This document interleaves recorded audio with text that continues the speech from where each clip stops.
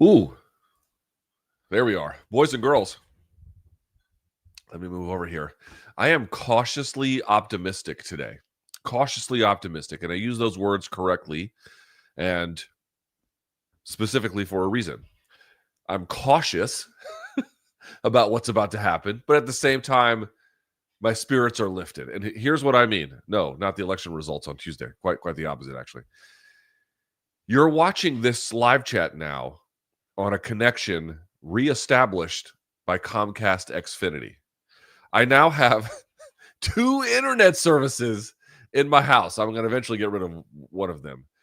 Today, for the first time in months, the broadcast you're watching now is being powered by an Xfinity landline from the router to this computer here. All the other trouble we've been having has historically been, or at least more recently in the bare minimum, has been from Verizon. We are not on the Verizon network. I'm a Verizon customer. They still do my cell phone, but we're not on the Verizon network right now. So I don't know what's going to happen today, but there's at least worth taking seriously the possibility that we may not have any interruptions, as many interruptions, no noticeable downturn in internet signal, or maybe it'll be just as bad as it normally is. But at a bare minimum, you're watching this due to the miracle of Xfinity. I now have 2 routers sitting outside this room, and yeah, God, what a odyssey and saga this has been. Welcome, everyone. My name is Luke Thomas. This is episode 277 of my live chat. Thank you so much for joining me. I greatly appreciate it. Well, what else would we talk about today? We'll talk about the UFC betting scandal, of course. It's kind of quieted down today, but I feel like there's still potentially a lot more to go. We'll get to that. We'll get to UFC 322. Whatever is really on your mind, we'll discuss it. Thumbs up if you're watching on YouTube. Hit subscribe if you haven't. Thank you for joining me. I so greatly appreciate it.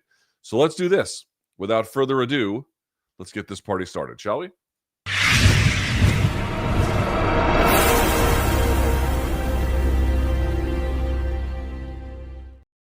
Right.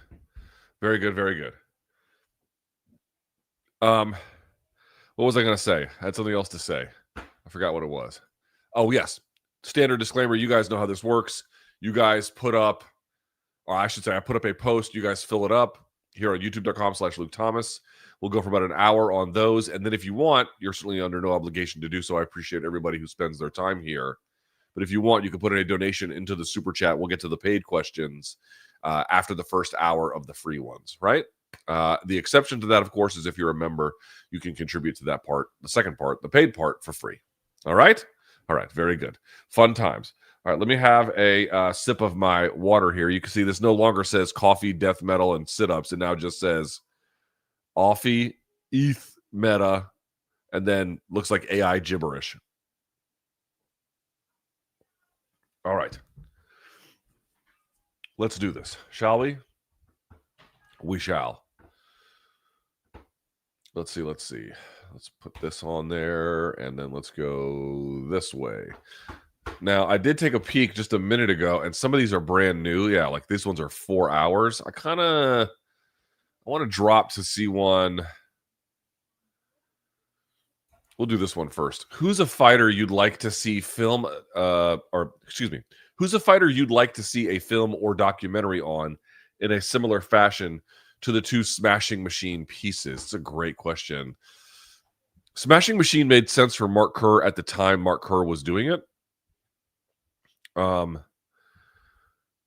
Now, I don't think that would make sense. I mean, obviously, the answer a few years ago would have been, or several years ago at this point, I suppose. There was a time and place it would have been Conor McGregor, obviously, and there is a documentary about him, but he's the executive producer of it. That doesn't count. That's celebrities or people of power kind of green lighting projects about them, even in places and especially in places where they air, to me is not interesting. Schwarzenegger, I love Arnold Schwarzenegger, but he did that with his Netflix documentary. I mean, he also opened up a lot too. I'm not saying there's no value to it, but like, for example, there was one where J Balvin was getting sideways there were these protests in Colombia, and he did an Amazon doc, and he kind of got on the wrong side of the people there, and the whole documentary was about him trying to like navigate that and like make him look human, even though he was, saying a bunch of stupid stuff.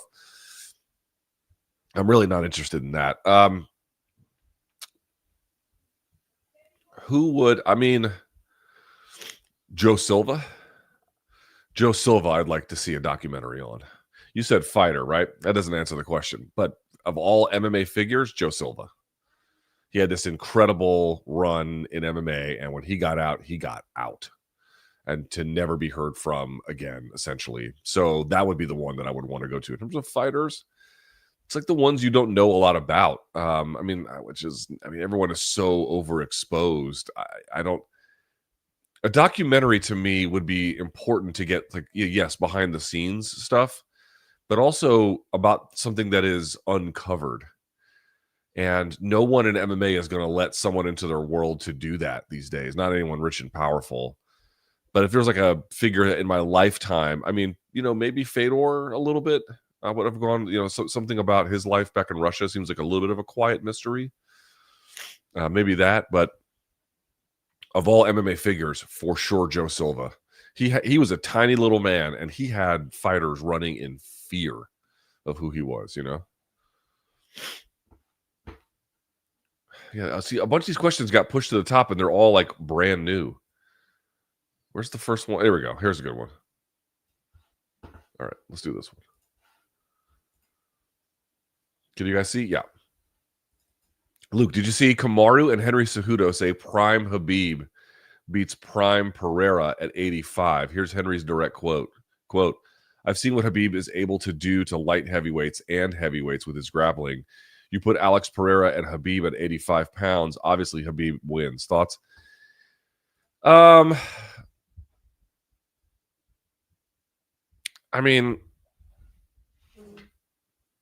Those guys say a lot of things on their podcast. I would say that what they're telling you about what Khabib is able to do to light heavyweights and, guys much bigger than him is probably very true. I heard stories about what Khabib can do and what he has done, and that tracks. I think even Luke Rockhold talked about it before. But at the same and again, it's not people I've seen it's interesting, right? I think newer fans seem to believe that the question about Alex Pereira's takedown defense is like settled. He's got great takedown defense. And I've kind of made this point before. I'm not exactly saying that's untrue. I'm saying that the confidence that people have in it, as if it's like completely settled, seems a little premature to me. And I understand that he stuffed a bunch of Uncle Ives takedowns in the first fight, despite being in, lesser than condition. That is not really the same as having that fully tested against someone. However, I'm not saying it's like, oh, it's terrible and, it's good. It's good. It's certainly more than serviceable. It's good. And he's talking about, prime Pereira at 85. So like the peak of Pereira at 85, but before his takedown defense has even gotten as good as it is now. I could see, the question is this. If they fought 10 times, how many times would Khabib win? Would he win at least a few of them? I think he would. Would he win the majority of them? Maybe not. Maybe not. Probably not, Probably it would be too much of a hill to climb. Probably the takedown defense would still be just a body type and everything else would still be too strong. But if they were able to go at it 10 times, do I think that Khabib would be able to adapt, find the back, trip him out, and potentially wreak some havoc? Yeah, I think that's all. I think that's at least on the table of the conversation. So, in a one-off night, I probably wouldn't pick against Poatan, but I think these questions are easier to answer when you think about what it would look like at scale, which obviously we don't get, but that it kind of simplifies the problem a little bit. Here we go. This is a little more my speed. All right, let's do this. Oops. Here. Luke, if this whole throwing a fight conspiracy has happened as many times as Ariel and Harry Mack are suggesting, why is this the first time we're hearing about it? This is a great question. Why hasn't any fighter come forward to either the media, law enforcement, or the UFC with info that they've been approached to throw fights? Why was there maybe threats being made if they were to come forward? This is a tremendous question. tremendous question, which really gets to the heart of the matter about what this week kind of represents. I'm so glad you asked it. It's a really smart question. It's like, if there's something this pervasive and it's been happening as long as it have, there was a report, I think, on Substack from, I think his name is Blake Avignon. I might be mispronouncing his name. And he said that he can confirm through two sources that there's been an active FBI investigation into not so much the UFC, but fights potentially being fixed in the UFC dating back to 2021, which could involve the Krause scandal, but could in fact also predate that situation as well. In any case, so if it's been happening this long, why is no one, the UFC, Dana White seemed just as surprised as all of us, which that surprised me too, given what else that they might know about this. Okay, so let's unpack this for a second, because I actually feel like this is a really, you're gonna learn something about MMA that I've learned over the time trying to cover it. For starters, you don't have nearly as much. I mean, the journalism in MMA has been, not exclusively, there are still people doing great work. As I mentioned, MMA Draw is like a big component of that. But relative to what it used to be, MMA journalism has collapsed. And I don't just mean like the quality of it, although the quality is sort of what I'm discussing. It's the amount. The amount of it has completely shrunk. The people who would have been tipped off to this and looked into this, they're all gone. They're all gone. The news organizations themselves, such as you can call them that, their mission has changed. It's mostly about clickbait survival now. Find a thing that get people to click on it, cover the news, and the stuff that becomes public as best you can. But they're not exactly like turning over rocks to talk about things.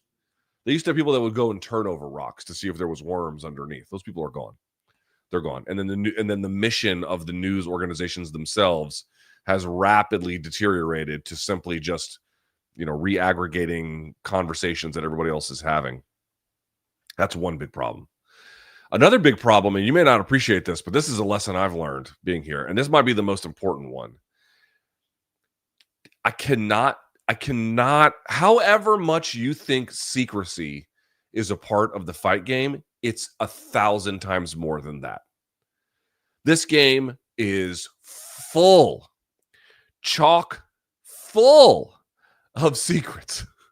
Sometimes harmless ones, sometimes insane ones, and everything in between. And there is a culture of silence around this whole thing. Not because that someone necessarily made it that way, although that could be a part of it. We'll talk about that in a second. But because there's just a natural omerta that sits on everything. Part of it is, I think these are, there's a bit of a snitches get stitches kind of culture a little bit. That's one. Two, if you'll notice, fighters tell themselves all the time about, I don't complain about the circumstances. And this ends up, they think it's a source of strength, and it is as it applies to their occupation directly. But they kind of take it as a world mindset, which is why they're willing to take things, in my judgment, like bad pay or mistreatment from a promoter or you name it, or people coming up to them and be like, hey, you want to fix this fight? They have this attitude that if you complain about something, you're weak. If you don't have the resources internally to deal with something, you are the problem. And so this becomes a very kind of hushed way of operating in the space for many of the same people. And besides, dude, think about, I've been saying this a million times. Think about how many bad fucking actors are in the space who either control people, who might intimidate people, who might otherwise get people to keep secrets for them. I cannot over fucking state to you how many secrets are kept in this sport. And I've been let in on a few of them time to time. I've been told of some I could never corroborate. So part of it could also just be there's a lot of rumor mongering that accompanies this culture of secrecy. But there is just a natural, we're not going to talk about shit culture that pervades MMA. Now, fighters might talk about it amongst themselves. That's different. I'm talking about from the inside the gym to the outside world, to media, to law enforcement, to the promoter. That bridge, it'll happen. It'll happen. The flow of information is not as easy. And even if you might have interviews all the time, so-and-so called up the ex-fighter for an interview. If you don't volunteer, they may not ask. They may not even know to care in certain cases. But that also is a very controlled way of two people having a conversation. It's not, it's not digging in the kind of way you're referencing. There's just a culture of silence. It's just part of how the whole thing works, and it's been one of those things that really has surprised me. I'll talk to guys later about, years down the line about, for example, something not even UFC, but another promoter did him dirty, and it's like, why didn't you say anything at the time? And they were like, no one asked, and who cares? And just get up, dust yourself off, and move on to the next thing. And it's like, yeah, but people should know about this. The public, I don't know if they have a right to know everything, but at a bare minimum, they could be greatly aided and informed and benefited by having some of this information public. Do just consider the way the UFC kind of operates about information more broadly. When I first got into the sport, pay reports from commissions, which are limited, we understand, they don't tell the full story, not always, in many cases, not at all. But if they had no value, then why did the UFC go state by state and try to get as many of them as they possibly could to not share pay, including Nevada? Nevada used to share all of this. It's a culture of secrecy. It's a culture of less information is better. It's a culture of don't bother to look, just keep going. And it just pervades everything. And this is why it's even more regrettable that, as aforementioned, any of the media types. Now, again, there's some. Ariel obviously has connections inside the world that nobody does. Harry Mack has obviously been out there grinding on this story. Okay, I mean, there's always going to be exceptions that prove the rule. But the kinds of people and the kinds of newsrooms that maybe would have gotten to the bottom of this a lot quicker, they're gone. And it's like they're gone already in a sport that you have to really get some digging done to find out stuff. It's just the way that it works. So between powerful interests, kind of, top-down pressure to not share things, and then this kind of Horatio Alger up by the bootstraps attitude that so many fighters have, and then the decimation, not so much of media, but absolutely the decimation of journalism, you get to a place where, like, we don't exactly know, but things that appear to be pretty bad have been happening at a scale and for an amount of time that is shocking. But while shocking, and I certainly understand the shock, I got to say it's not complete shock for a variety of reasons, not least of which is the culture that has been bred, and then the actors who otherwise would have been able to bring these things to the foreground being gone. Let's see. Oops.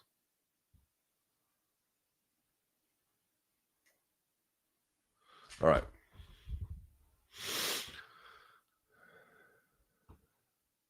Oh. This one I answer all the time, but I'm not going to change my answer. Here. That's a little hard to read. Let's do that one. Which MMA fight that was mostly grappling between both competitors did you find most entertaining? Arman versus Gamrot or Aljo versus Movsar? Arman versus Gamrot. The wrestling scandals were great. Is there another similar fight with two elite grapplers actually using their grappling versus each other that you would look back on with reverence? Yeah, first of all, I bring up this fight all the time. Now, it's a little bit more of a scrap than it is just a pure grappler versus grappler kind of fight.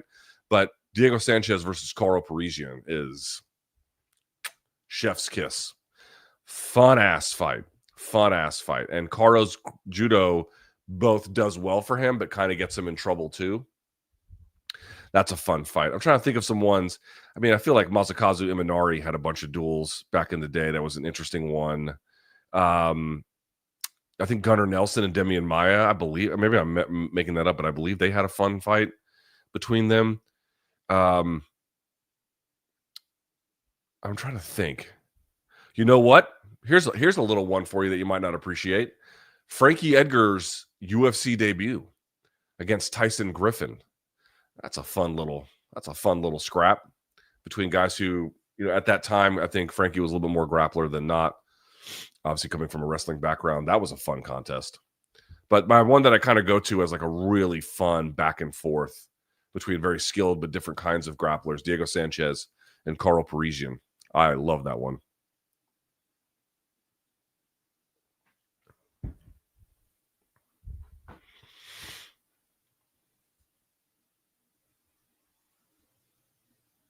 All right, let's do this one. I'll come to some other ones. All right, can you guys see? Yes. All right. From a completely unbiased and just analytical and factual point of view, let me say something right up front. Neither you nor I have an unbiased perspective. There is no such thing. There is no such thing. It does not exist. How you grew up, were you rich? Were you poor? Did you grow up in a first world country or a third? Did you grow up in the city? Did you grow up in rural America or wherever? Did you grow up with parents who were readers? Did you grow up with parents who were abusive? Did you go to private school? Did you go to public school? Did tragedy befall you? Did it not? I mean, I can go on and on. Do you have a disability? Do you not?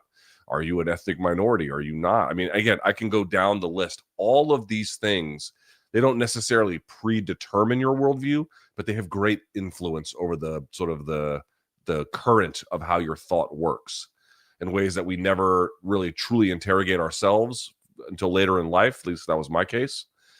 And you cannot have an unbiased perspective. You can only have your set of biases. Now, you could try to do your best to minimize them, and that's a worthwhile exercise. You should do it, but you cannot get rid of it. And how you just think about it naturally. How many times have you been like, you looked at like the upper class of societies, like incredibly rich people, like they're so out of touch, and they raise children that are also equally out of touch? It's not an accident. Doing that makes them that way. How you live and where you come from and who you are, these all affect your perspective. So you do not have an unbiased perspective. You only have yours. The trick is to try to be as honest about that. Try to minimize it where you can, and then let the audience know exactly what that is. But nobody is unbiased. We just have competing or potentially overlapping sets of biases. Let's look at the question. From a completely unbiased and just analytical and factual point of view, I find it very hard to believe that the same year we've seen some of the most outrageous and bizarre referee calls ever, especially coming from well-known refs, just so happens to be the same year where fighters are coming forward about being approached to throw fights. Luke, I know you know and respect a lot of guys in the game, but they are clearly underpaid. And this conspiracy provides a very logical explanation for some of their terrible calls recently. I'm not going to ask if you believe the conspiracy because there's simply not enough evidence to back my concerns. However, there's enough evidence to not completely rule it out, in my opinion. That's absolutely true. Is it crazy of me for my mind to go there? No. Since this scandal broke, I think a lot of us have gone back and been like, what about that fight that was so weird to me? I was talking with another MMA media member last night, and he was showing me a bunch of fights that he had thought years ago. I think this was maybe pre-pandemic even. Yes, it was pre-pandemic. And he was saying, at the time I thought it was weird and it was funny, If you look back at, I won't say which one it is, and you won't figure it out. But if you look back at the time, people were like, oh, it was octagon jitters. People, oh, this guy had octagon jitters. I explained, the kind of unusual performance that he had. And now you go back and you look at it and you're like, was it octagon jitters? Everything now is under a cloak of suspicion. And this is sort of the problem with that the UFC is facing, MMA more broadly, I suppose. I mean, because we haven't even talked about, like, why would these things be happening in UFC but not PFL?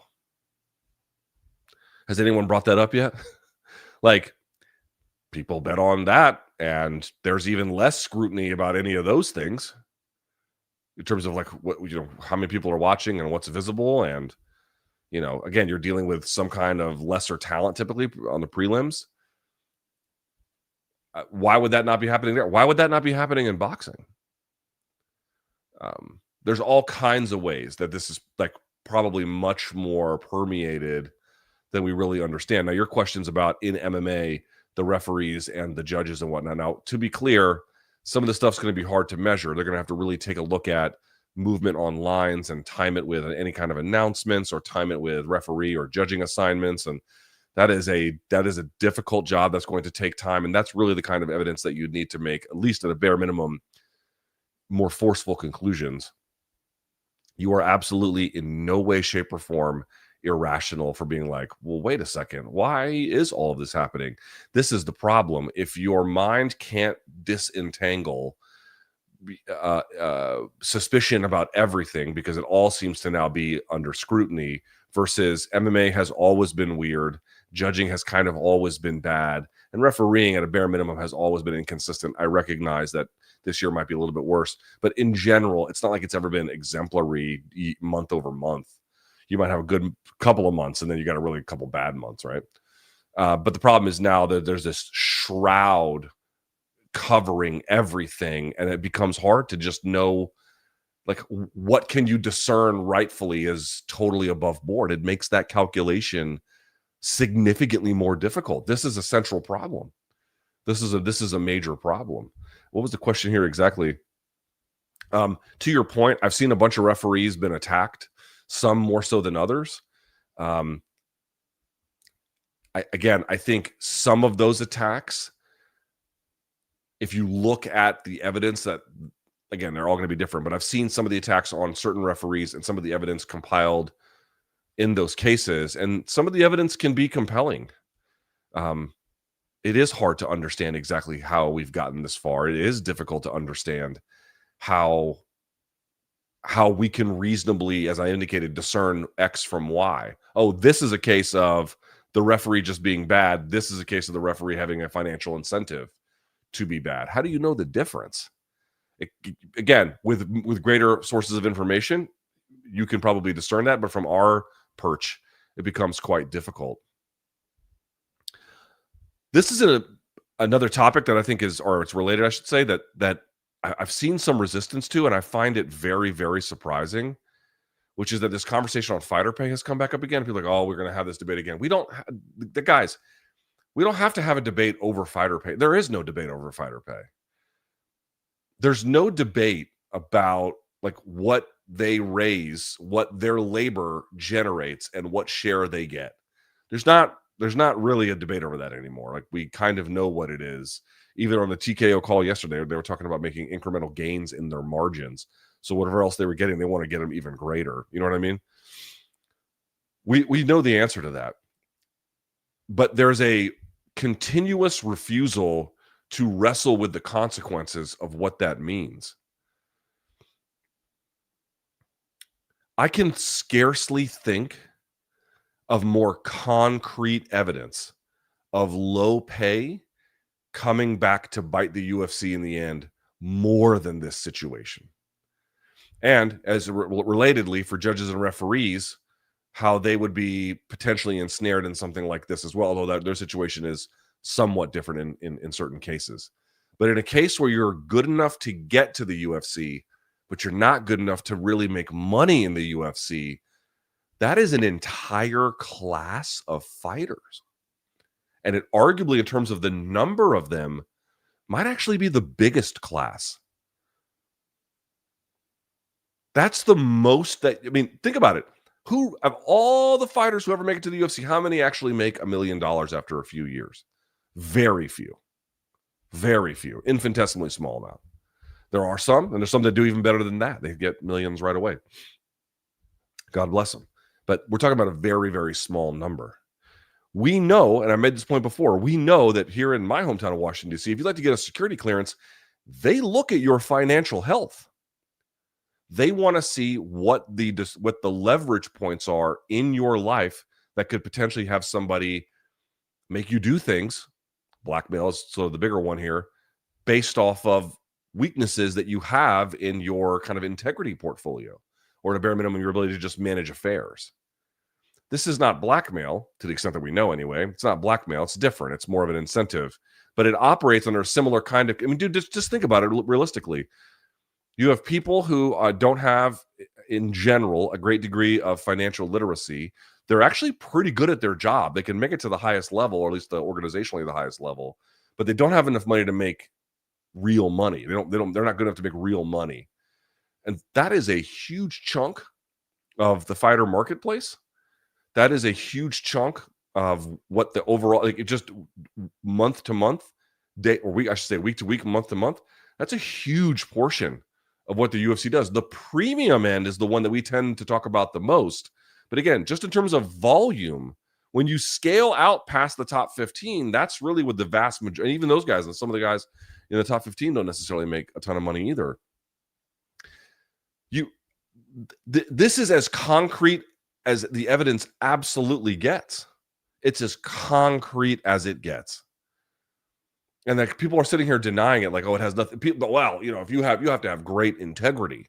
People who have great integrity would never do this, even if they didn't have money. Well, yeah, certain people have a high standard and great moral excellence, even when they don't have great financial resources. That's true. The argument is not if it's one thing; it can only be one thing or the other.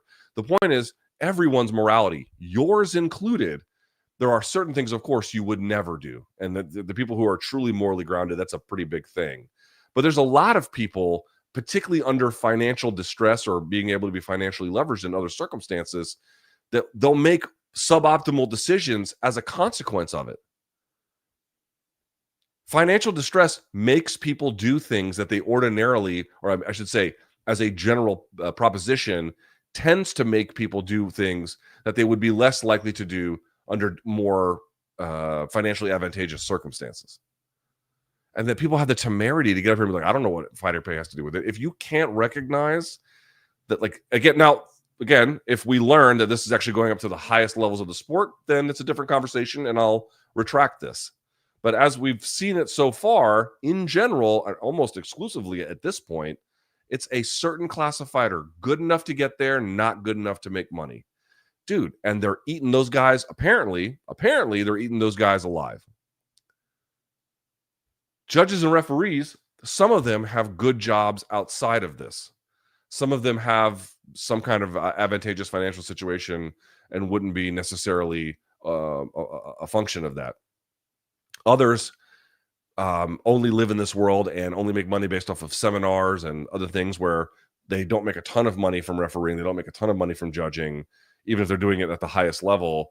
And, could there be a case for their behavior to be reviewed, again, in conjunction with other data that they might be able to collect or other information they might be able to obtain?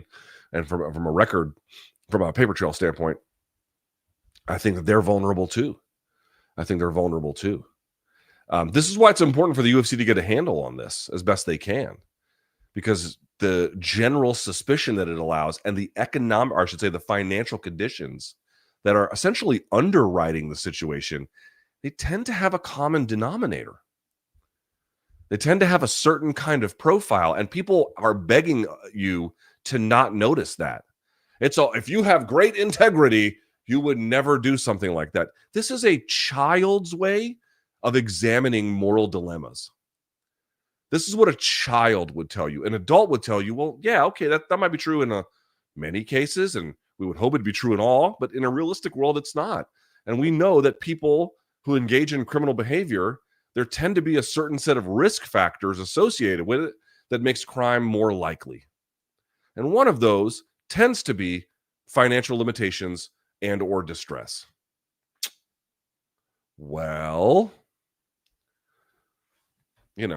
don't believe your lying eyes, apparently, is the argument. It just blows my mind for people to come out and be like, oh, this has nothing to do with fighter pay. It's like it doesn't have everything to do with it because it doesn't affect the whole roster and that we know of. And again, to your point, there can be a number of circumstances, but the idea that you can remove it from the conversation, this is ludicrous, a completely ludicrous position.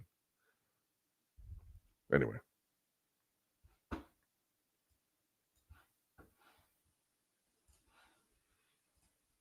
Can you see? Yeah.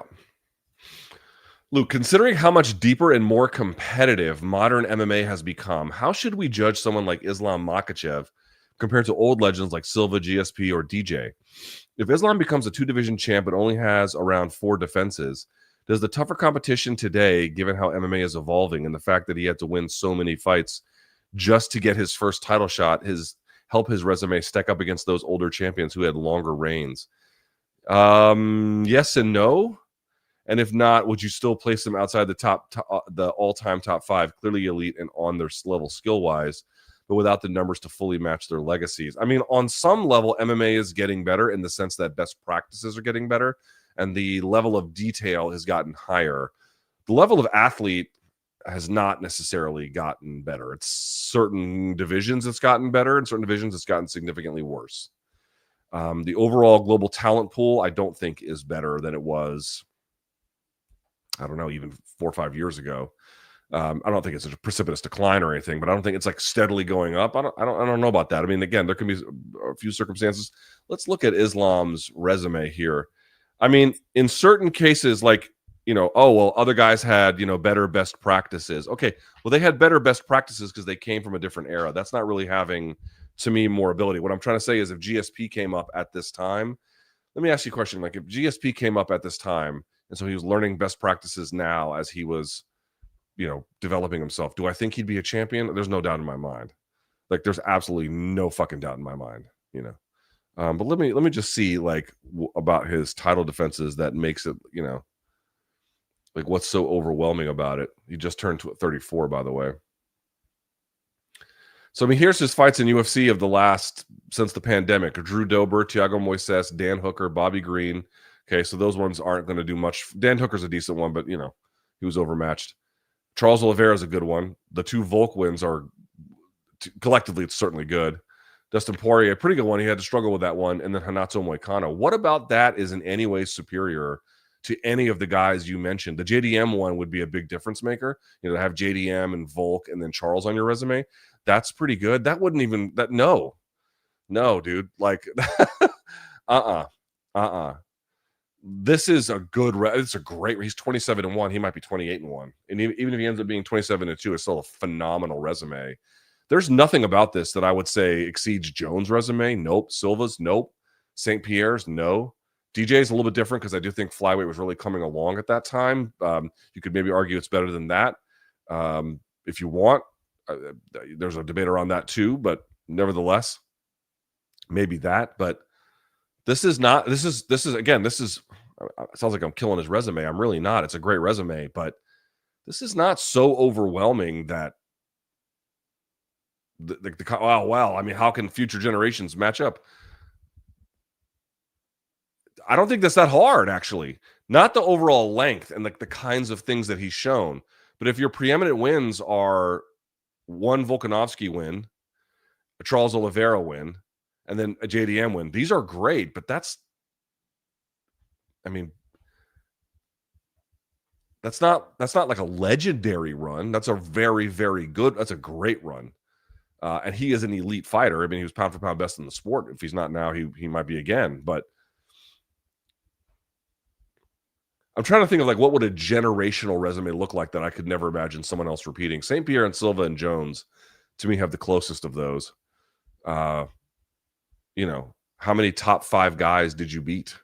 How many top 3 guys did you beat? There's not a ton of guys on there like that. I mean, it's just you guys. I love Islam's game. I think he's a joy to watch. I've benefited from watching him. I really enjoy it. I hope he goes in there and does his thing at UFC 322. But treating him like he's some kind of like 2.0 version of fighting, such that old resumes of pillars of the game have to now be reevaluated as, are they tantamount to Islam's? They're better than his. The resumes are.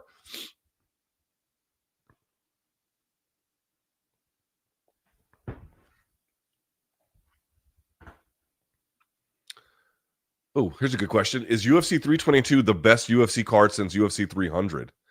It's so incredibly stacked. Honorable mentions are also UFC 308, 317, and 314. Is 322 the most? It might be. Was it someone on this live chat who pointed out it's the first time you've had 2 fighters moving up in weight to challenge to become double champs in the next weight class up? Just that alone kind of makes it historic. And then they're putting an MSG, so you know it's going to be good anyway. You looked up, and it might be. It might be. I mean, again, it's going to be, mileage is going to vary a little bit. Was 308 John Jones? Because if that was, or was he 309? Who was 308? Or was that Poatan? That was Topuria Holloway. Oh, that was a good one. Robert Whitaker Chimaev didn't last very long, but that was pretty good. Ankalaev and Rakic, Lerone Murphy, Dan Ige, Charles Bullet and Armin. That was a good one. Yeah, that's a pretty good one. But I guess we'll have to see. But 322 is special. The Islam JDM is the fight I'm care the most about in the next few months on basically either on any part of the combat sports calendar. It's just dynamite in every way. Here we go. Someone's asking about Patchy's failed drug test. You guys were telling me about it on air. Then I went and I looked. It was over weed, and the whole thing was retracted. It was BS. You can't really read into that, you know.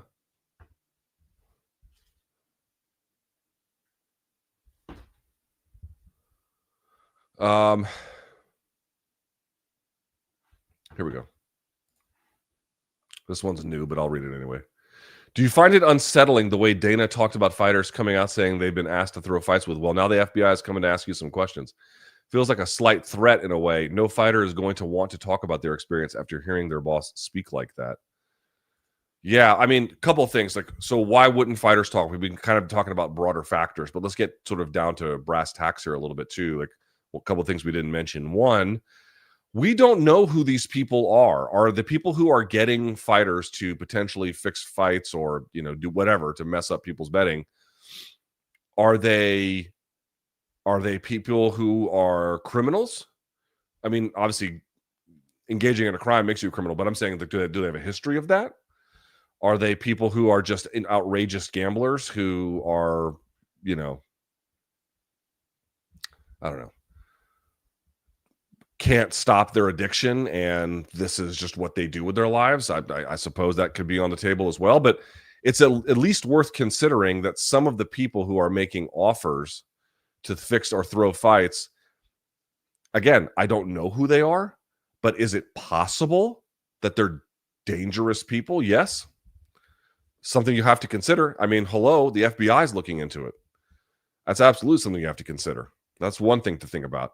The other one is, too, it's like, dude, why would the UFC it's weird, right? They kind of see themselves as like, we're the ones who would know what's best in the fighter's interest. And on some level, they have done some things to make that better, right? Introducing a piece of accident insurance, or making it. The one thing that the UFC said when they took over sponsorship was they made an argument that was like, hey, we've heard horror stories of guys having to chase down sponsors and then just get left out in the cold when they couldn't get it. And that's a real thing that used to happen all the time. I mean, how ubiquitous it was is up for debate, but it was not uncommon to hear that. It was a thing. And so when they said, well, we're going to solve that problem for them, in the end, that was not why they wanted to do it, but it did have some effect of at least ironing out that part of the process for the fighters. But they just, we're going to have the PI for them. They kind of see themselves as like, we know how to take care of your needs. But I think if you asked most of the fighters, they would feel like the UFC, yeah, it can do things for them, but not that, like, if I asked them, do you feel like the UFC is looking out for you? If you ask them that question in public, you're going to get a lot of them that say yes. And if you ask them in private, I don't know what the breakdown would be, but you'd get a lot more saying the opposite. You hear that? Tuki coming home and just Godzilla through downtown Tokyo. Her and her friend, I think, are over, just like Mothra. Hey, we can hear you.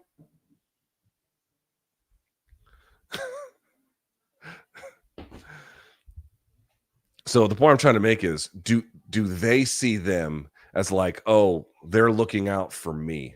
Answered it in that way.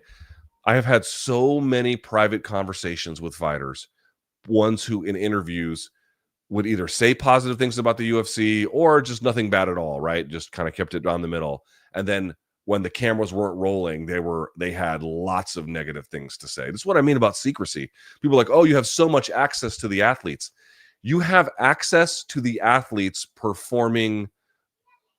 doing a performance in media. I mean, this is part of the reason why, like, I just don't watch as many interviews and do as many interviews anymore. Again, I'm not saying that these people are like, oh, they're inherently dishonest. I'm saying that this is the way that the culture has just kind of taught them and what they understand it to be, and just kind of how it goes at this point. And kind of maybe always kind of how it went, but certainly how it goes now. It's a lot of just performative answers, like, you're getting through and you're not really getting anything real. And I didn't really pick up on that. And I can imagine average fans, not fully maybe agreeing with this assessment or understanding it because they haven't lived it. But oh my God, if I had $1 for every time I saw a fighter refuse to negatively criticize the UFC, but to me personally, and not just UFC, by the way, PFL, Bellator. Well, I mean, their complaints have gone pretty widespread. But let's just take the UFC in this particular case. How many times they have said negative things that they refuse to say publicly. I wouldn't have to do this YouTube channel anymore. I would just close up shop. I'd go live, in the south of France or whatever the fuck, south of Spain, I suppose is a better way to put it, and call it a day. Like, for the UFC to be like, why didn't the fighters come to us? Y'all got some questions. You better start asking yourself about why that is. And the answer is not that, like, oh, they're just totally negligent. I mean, yeah, there's on the merits, Dana's kind of right. We're like, hey, if this stuff is happening, you should probably tell law enforcement. As a general proposition, that's true. But if they're not doing it, well, now you have to ask yourself, okay, well, why are they not doing it? What is broken about the situation that people are being offered by these other figures to engage in deeply, deeply, deeply illegal behavior, and they're not saying anything about it? Well, why? Well, noodle that why that might be. And the sort of the paternalism that the UFC kind of employs on these guys, I think, has got them to believe that, like, oh, of course we know what's best for them, and they would also see us that way. I don't know that they see it that way. All right, here we go. In the next 3 weeks, we have Islam JDM, Brady versus Morales, but Morale, and Leon versus Proches, and Bilal versus Gary. Is this the most stacked the 170-pound division has ever been? The whole top 10 is nearly filled with all killers. I don't know if it's the most stacked it's ever been, but it's certainly on par with the best, or pretty close to the best I've ever seen the division. How about this? It's the healthiest I've seen welterweight in a really long time. Yeah, this is a great moment for welterweight. If it's not the best, it's right behind it. And it could, to your point, it arguably has it. Like, where does it fit historically? It's high. Islam, to me, again, it doesn't have as many wins on the resume, I think, to be like an all-timer, but if he beats JDM, we can revisit the conversation. But up to this point, again, pound for pound, one of the best guys in the sport. JDM, an incredible talent. Sean Brady, we just saw what he did to a former champion. Morales looks like he's the goods, a physical tank out of Ecuador, well, in Mexico too. Leon, former champ, still not out of it. Proches, limited but heavy-handed, go-getter. Bilal, former champ, and then Gary, maybe a future champ. There's a lot. I mean, that's just insane. The matchups are great. They're tough. They're interesting. They're consequential.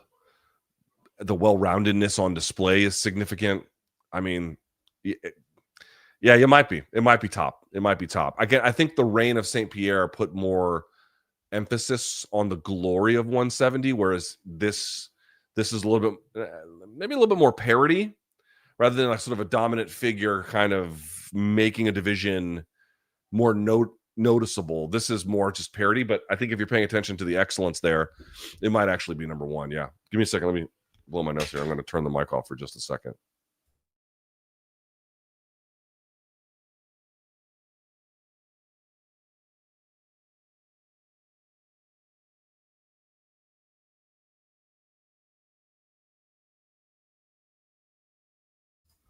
Sorry about that. All right, let's do this one.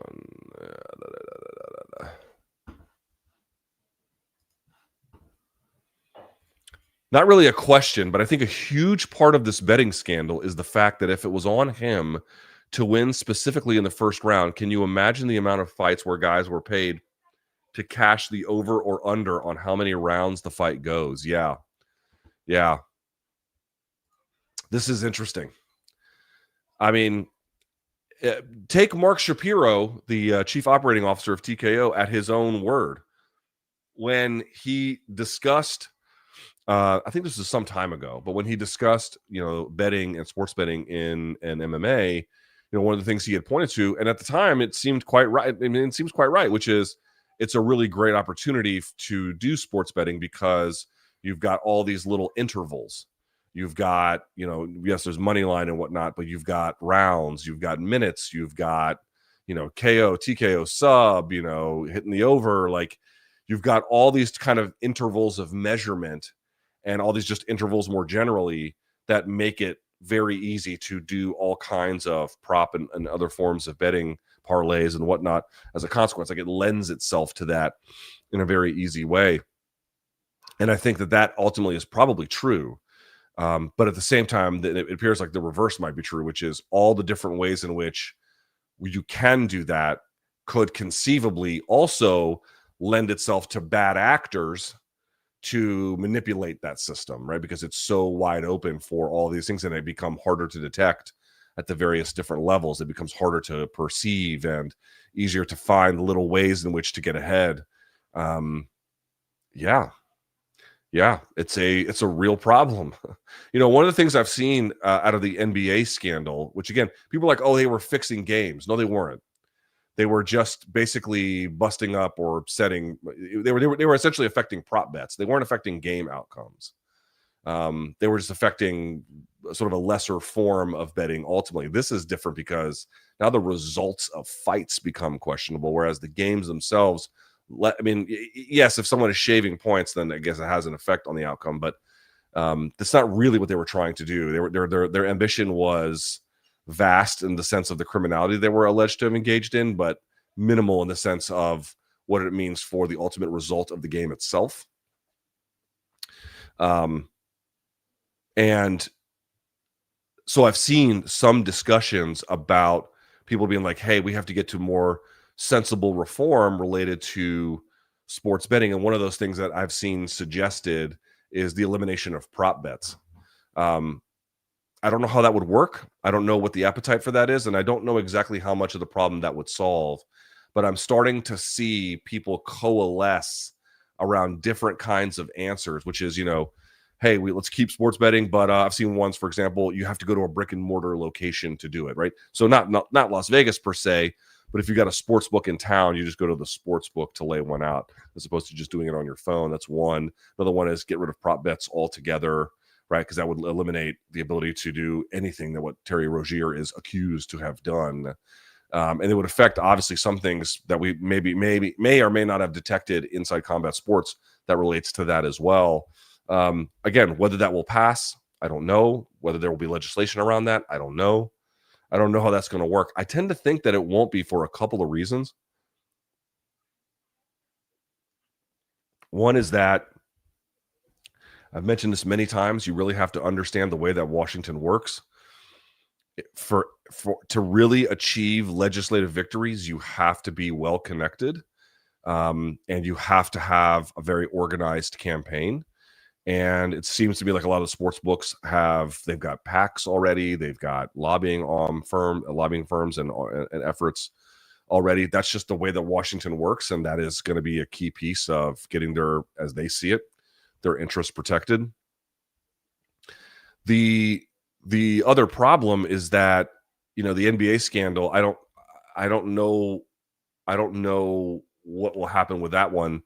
But on the UFC side, do we really think? I mean, yes, people have said Kash Patel could eventually end up getting replaced.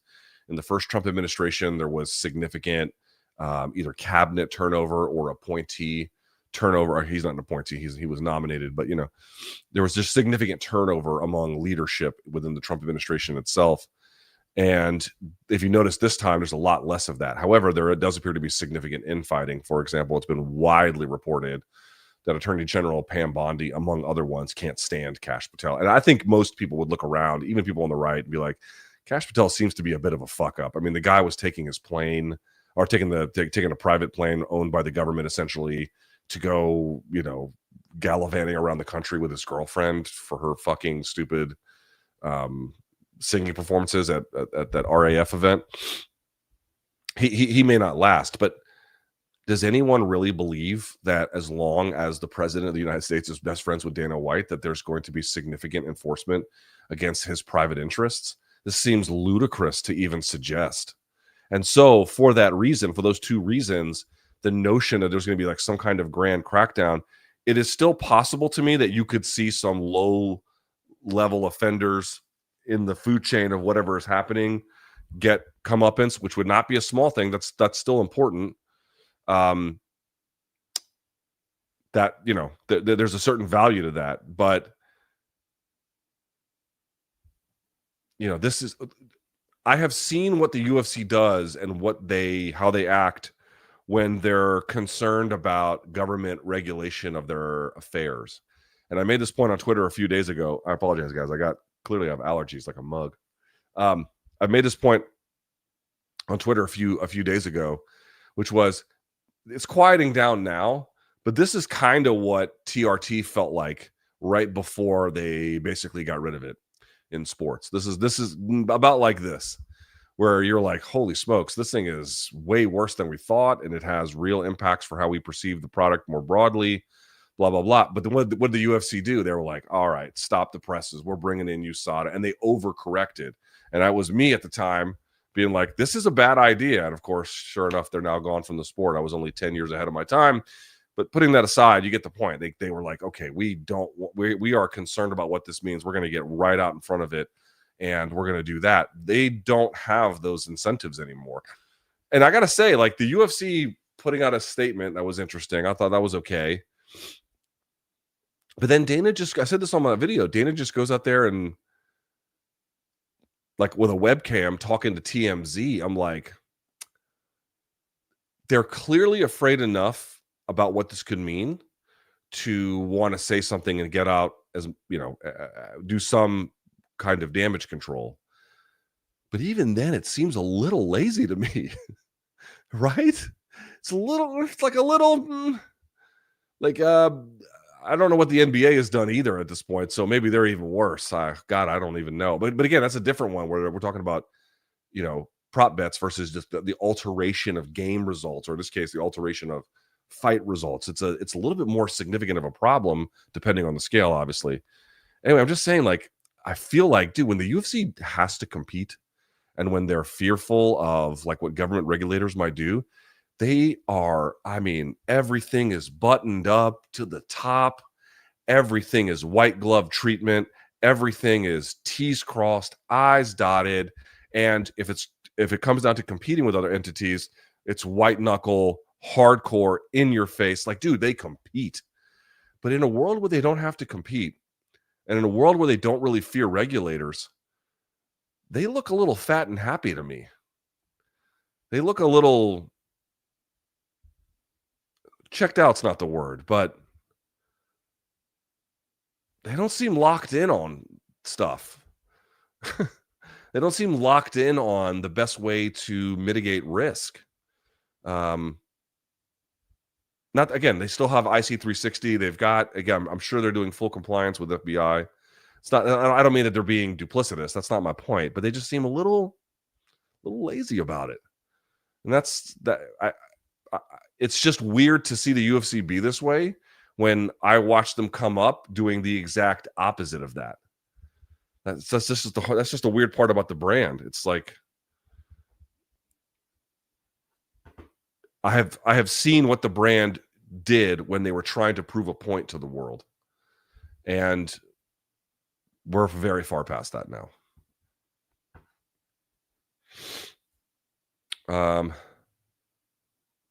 Someone asks very quickly here,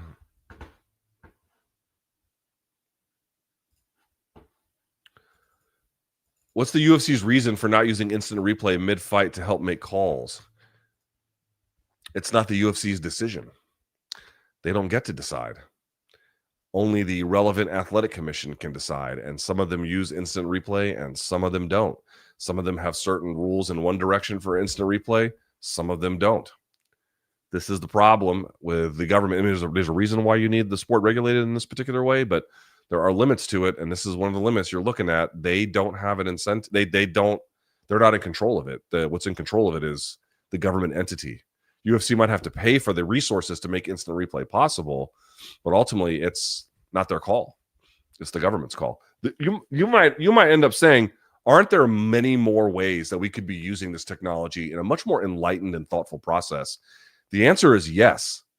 But how we get to that end when you've got the Nevada Athletic Commission, who's got their own rules about it, doing whatever the fuck they want, good luck. It's not the UFC's call. They're at the mercy of the commission, just like the fighters are. I'm going to answer this one because it's about young men. I'll do this one. Young men swung left with their voting in this latest round of elections around the country. Young men are also, of course, mainly who watch the UFC. With the UFC being so far right, don't tell people that. They get mad when you tell them that. What could a leftist populist movement among young men mean for the promotion? I know I'm putting the cart way before the horse, but just speaking hypothetically, I mean, I would say one thing, and this is what I tell. Let me tell you guys something. I do not imagine that I am the whisperer to the interests of young men. I'm not. I could not in any way claim some kind of mantle as somebody who can reasonably do that. I do have some level of proximity to at least the online version of many of them, some in person as well. But I don't speak for them. But I will tell you, like, left-wing audiences, or I should say left-wing media, often asks me, like, what do we do about young men being lost? And the first thing I always tell them is, you need to just understand where the fuck you are, which is you have no relationship to these people. Now, again, last Tuesday's election results shows that there's an enormous amount of dissatisfaction and what I would call buyer's remorse for voting for Trump in 2024. But that doesn't fix your problem long term. Like, what is your relationship? To what extent are these people in your orbit? To what extent do the policies that you put in place target their interests in a meaningful and important way? To what extent are you doing outreach, door-to-door out knocking, organizing, any kind of political activity where they're either at the center of it or at a bare minimum a key component of it? To what extent are you in places and in spaces that young men have already congregated, like, for example, MMA? And the answer is, with some exception, and this is changing, they have no fucking relationship to them. They have none. Like, this is where I've been telling them this whole year. Like, if you want these people to be back in your political coalition, you need to just start with a very basic fact. You don't have a relationship to them. Start there. Now, to that end,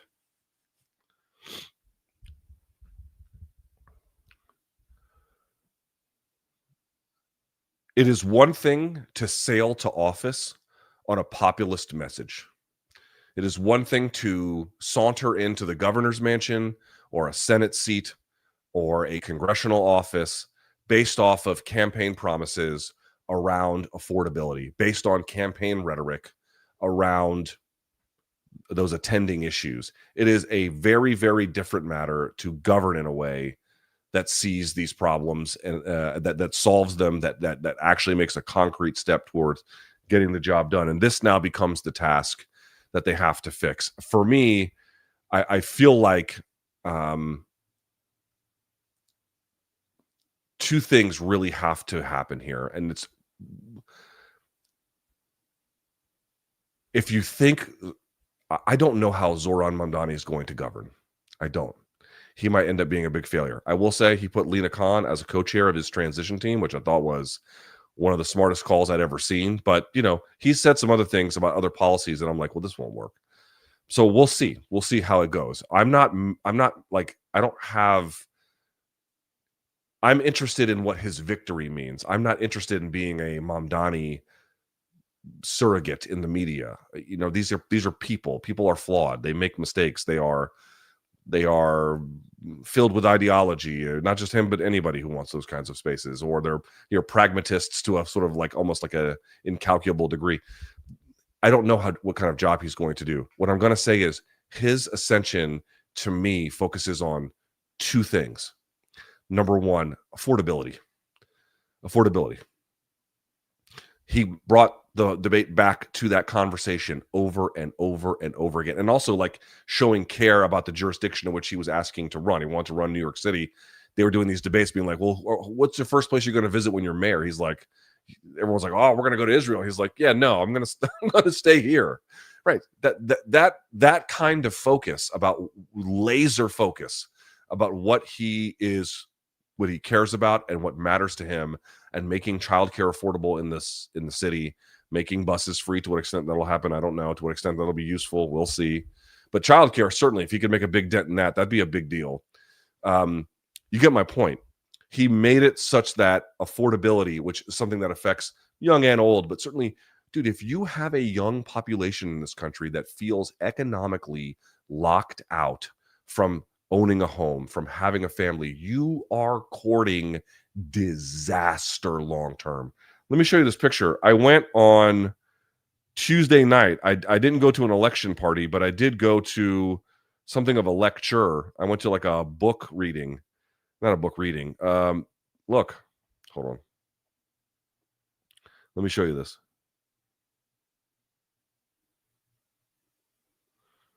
I was there. This is the picture I took. That's Tim Wu on the side of my fingers there.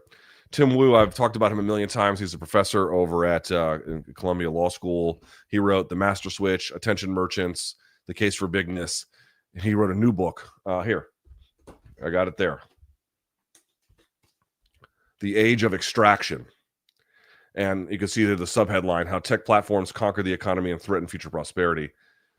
He constantly talks over and over in his books about forces that end up destabilizing society. Having young people, young men or women, but having young men in particular who have difficulty finding a spouse, have difficulty making enough money to save for a house, who have difficulty making enough money to have, a few nice things in their life, a vacation they can rely on or anything, the ability to send their own kids to college one day. I'm facing that in 10 years or so, a little more than that. But I'm facing that in about 12 years. If you lock people out of these things, it is insanely destabilizing to democracy. It is insanely destabilizing to government. It is fractious in all the worst ways. You have to handle this, not merely so people can take part into the economy, right? They can be active buyers and sellers and participants in the economics of the country, but because of what you are eliminating, or at bare minimum reducing the likelihood of, which are frustrated people locked out of systems. These are people that engage in all kinds of dangerous behavior.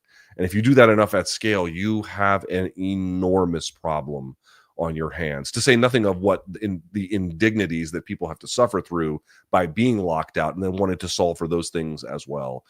Any kind of argument and any kind of policy that one put forward has to make homeownership a realistic possibility. It has to make the ability to raise a family a realistic possibility. It has to make participating in the economy, where you can go to school, you can get a job, you can save, you can go on vacations, not all the time, but enough that feels normal, and you can put your family into places where, like college and other ones, such that you're not dying of medical debt. You know what I mean? Medicare for all, by the way, I'm going to put in conjunction with this, because that's really the only solution left. You can do the nothing plan, which is where you just have private insurance through employers. You can try the Obama plan, which was, okay, we'll do this middle ground. We'll have these like public exchanges, which will kind of help finance. But in the end, look at the spiraling cost of healthcare. That's really not going to work long-term either. The only thing left is Medicare for all. That is it. That's the only thing. So people aren't dying from the ability to have medicine, and they can have dignity late in life. These are parts of it too. But there's one other component that I think people missed about the Mamdani campaign. New York Times actually had a piece on this, and I have issues with the New York Times, but this one article was very good, which was that if you actually ask the people who were doing the canvassing for him, the organizers, the door knockers, you name it, one of the things that they mentioned was that it brought them, like, these were people who were unmoored from their communities. They had moved to New York City in 2019, sometime after college or whatever. And then the pandemic happened, and they had no relationship to their community whatsoever. They didn't know other people. They just didn't have a routine to get outside the house. They work from home. And the campaign, not only just door knocking, but the campaign itself would have like They did a scavenger hunt, and it sounds stupid. Do you know how many people participated in it? 100 altogether the whole day. 104,000. Like, understand what we're talking about here. We're talking about a movement that not only focused on affordability and dignity and family and community, but community also in the sense of truly being together with one another, getting people out of the house, making real world connections. And as social media becomes much less social, people just kind of post and don't read mentions anymore. It didn't used to be that way. And if everything is going to be AI slop and then influencers posting their stuff and then news outlets, why does the average person have a need to even engage on those terms? You're even now taking away some of the other sort of platforms by which people used to communicate in an already, fractured and minimized, non-communal, in the real world sense, kind of opportunity. He brought them out of their homes. He got them to work together. People are friends now as a consequence. People are dating each other now as a consequence. They feel their spirits lifted by re-engaging communally. And I don't know exactly how individual, or actually at a national level, the party can ever accomplish something like that. But certainly at local levels and potentially even state levels as well, focusing on things that enhance community, that give young people a reason to be together in the real world for a political project or something else. These are the ways in which you can win them back. Giving them the real tangible keys to the kingdom, a life of community, a life of family, a life of being able to save a little bit, a life of dignity, a life of not having to spend your last days, in terrible agony and under a hastened exit from this world because you couldn't afford medical care. These are the things. These are basic things, but they are extremely critical things. You cannot lock out young people from that and then expect to hold power or to maintain your democratic experiment. All right. Jesus Christ. The allergies are killing me. With that in mind, let's get to the paid portions of the questions here. Before we do that, very quickly, I got to tell you guys about, Tu Sabes, our friends at, look at this. Can you see? Here we go. Tooletries, huh? Our friends at Tooletries. Here we go. All live programming on this channel is brought to you by our friends at Tooletries. Tooletries. You can go to tooletries.com. What can you get? Well, as you can see here, you can get a scalp brush. So it can hang here or in your fingers. It goes in here. Look at the quality of this. All silicone. Absolutely so much better. Oh my God. Just putting that here, you can feel it in your scalp. Fellas, if you're doing this, you're not doing that great of a job. And you might ask, well, what about the beard? Got you covered. Here's a beard scrubber as well. Look at this joker. Same thing. It hangs here in your shower organizer. Between this, look at that. You're just going to get, if you're doing this with your fingernails, you're not getting a great clean. You're just not getting a good job. These work. They last. You can use them in the shower. You can organize them however you want. They get the job done. I'm going to save you money with my code LT20, LT20, LT20 for 20% off site-wide. I'm going to save you money on quality stuff that works and lasts. Take good care of yourself. Put some effort into your appearance. And you might say, Luke, well, you haven't. And I'm telling you, I have. It'd be even worse if I hadn't. And part of the reason why I'm able to at least make some progress is because of Tooletries. And this is one of my favorite pieces of gear right here, the shearer. Check this out. Groin and body hair trimmer. As I've indicated, ergonomic. Look at the ergonomic handle. See that? You can hear it. There is the USB-C. Yep, there's plug it in USB-C. It's got a light on everything. Waterproof. You can use it in the shower. They've got one for the body hair. They got one for the ear and the nose hair. Dude, they make stuff that works. They take great care of me on this channel, and they're going to take great care of you as well. Tooletries, Tooletries.com. Use the code LT20 for 20% off. Holidays are not too far away, boys and girls. Holidays are not too far away. This is a great gift for the man in your life or for yourself, boys and girls. Tooletries.com. LT20 TOOLETRIES.com, Tooletries. All right. We thank them a lot. In fact, I'm going to leave this up for just a little bit. All right. Let's do this. Max says, Luke, do you think Leon is being unnecessarily counted out against Prochas? I think Carlos is in for a tough night. Not sure who I'm picking, but I think Leon has some of the best striking in the UFC. I mean, yes and no. You know what? It's a little bit distracting. Yes and no. I mean, the problem is Leon has shown much higher upside than Prochas, but he might be on the downswing. We don't quite know. And the other part is that Prochas has this kind of like in-your-face style of fighting, which tends to sometimes give Leon problems sometimes. So to me, it's a great test for where Leon's at. You got a guy who's probably not going to try and take you down, so you don't have to worry about that. And you got a guy who is typically a little bit more wide open, both because of the pressure that he exerts, as well as, this sort of like wide open style more generally that he employs. So someone like Leon should, in theory, while he might have some problems with that because of the pressure, and sometimes that can shut down Leon, at the same time, there should be a skill gap between them, should being the operative word. And he, I think, has a real possibility of getting the win here. But, dude, you lose 2 times in a row the way he lost, and particularly against Brady, which, he got waxed.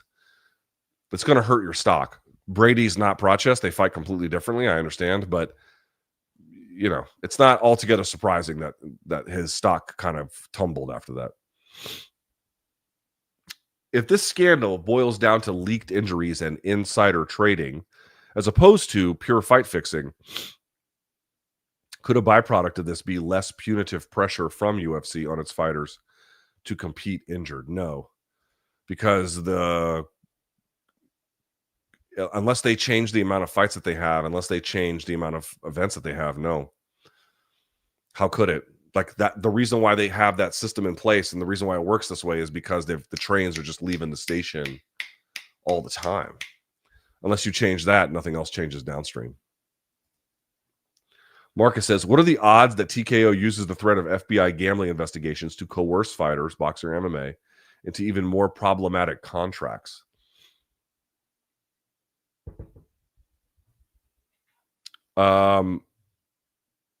Guys, our contracts are already pretty problematic. How much more could they be? I guess I don't know what way you'd be referencing, so it's a little hard for me to answer that.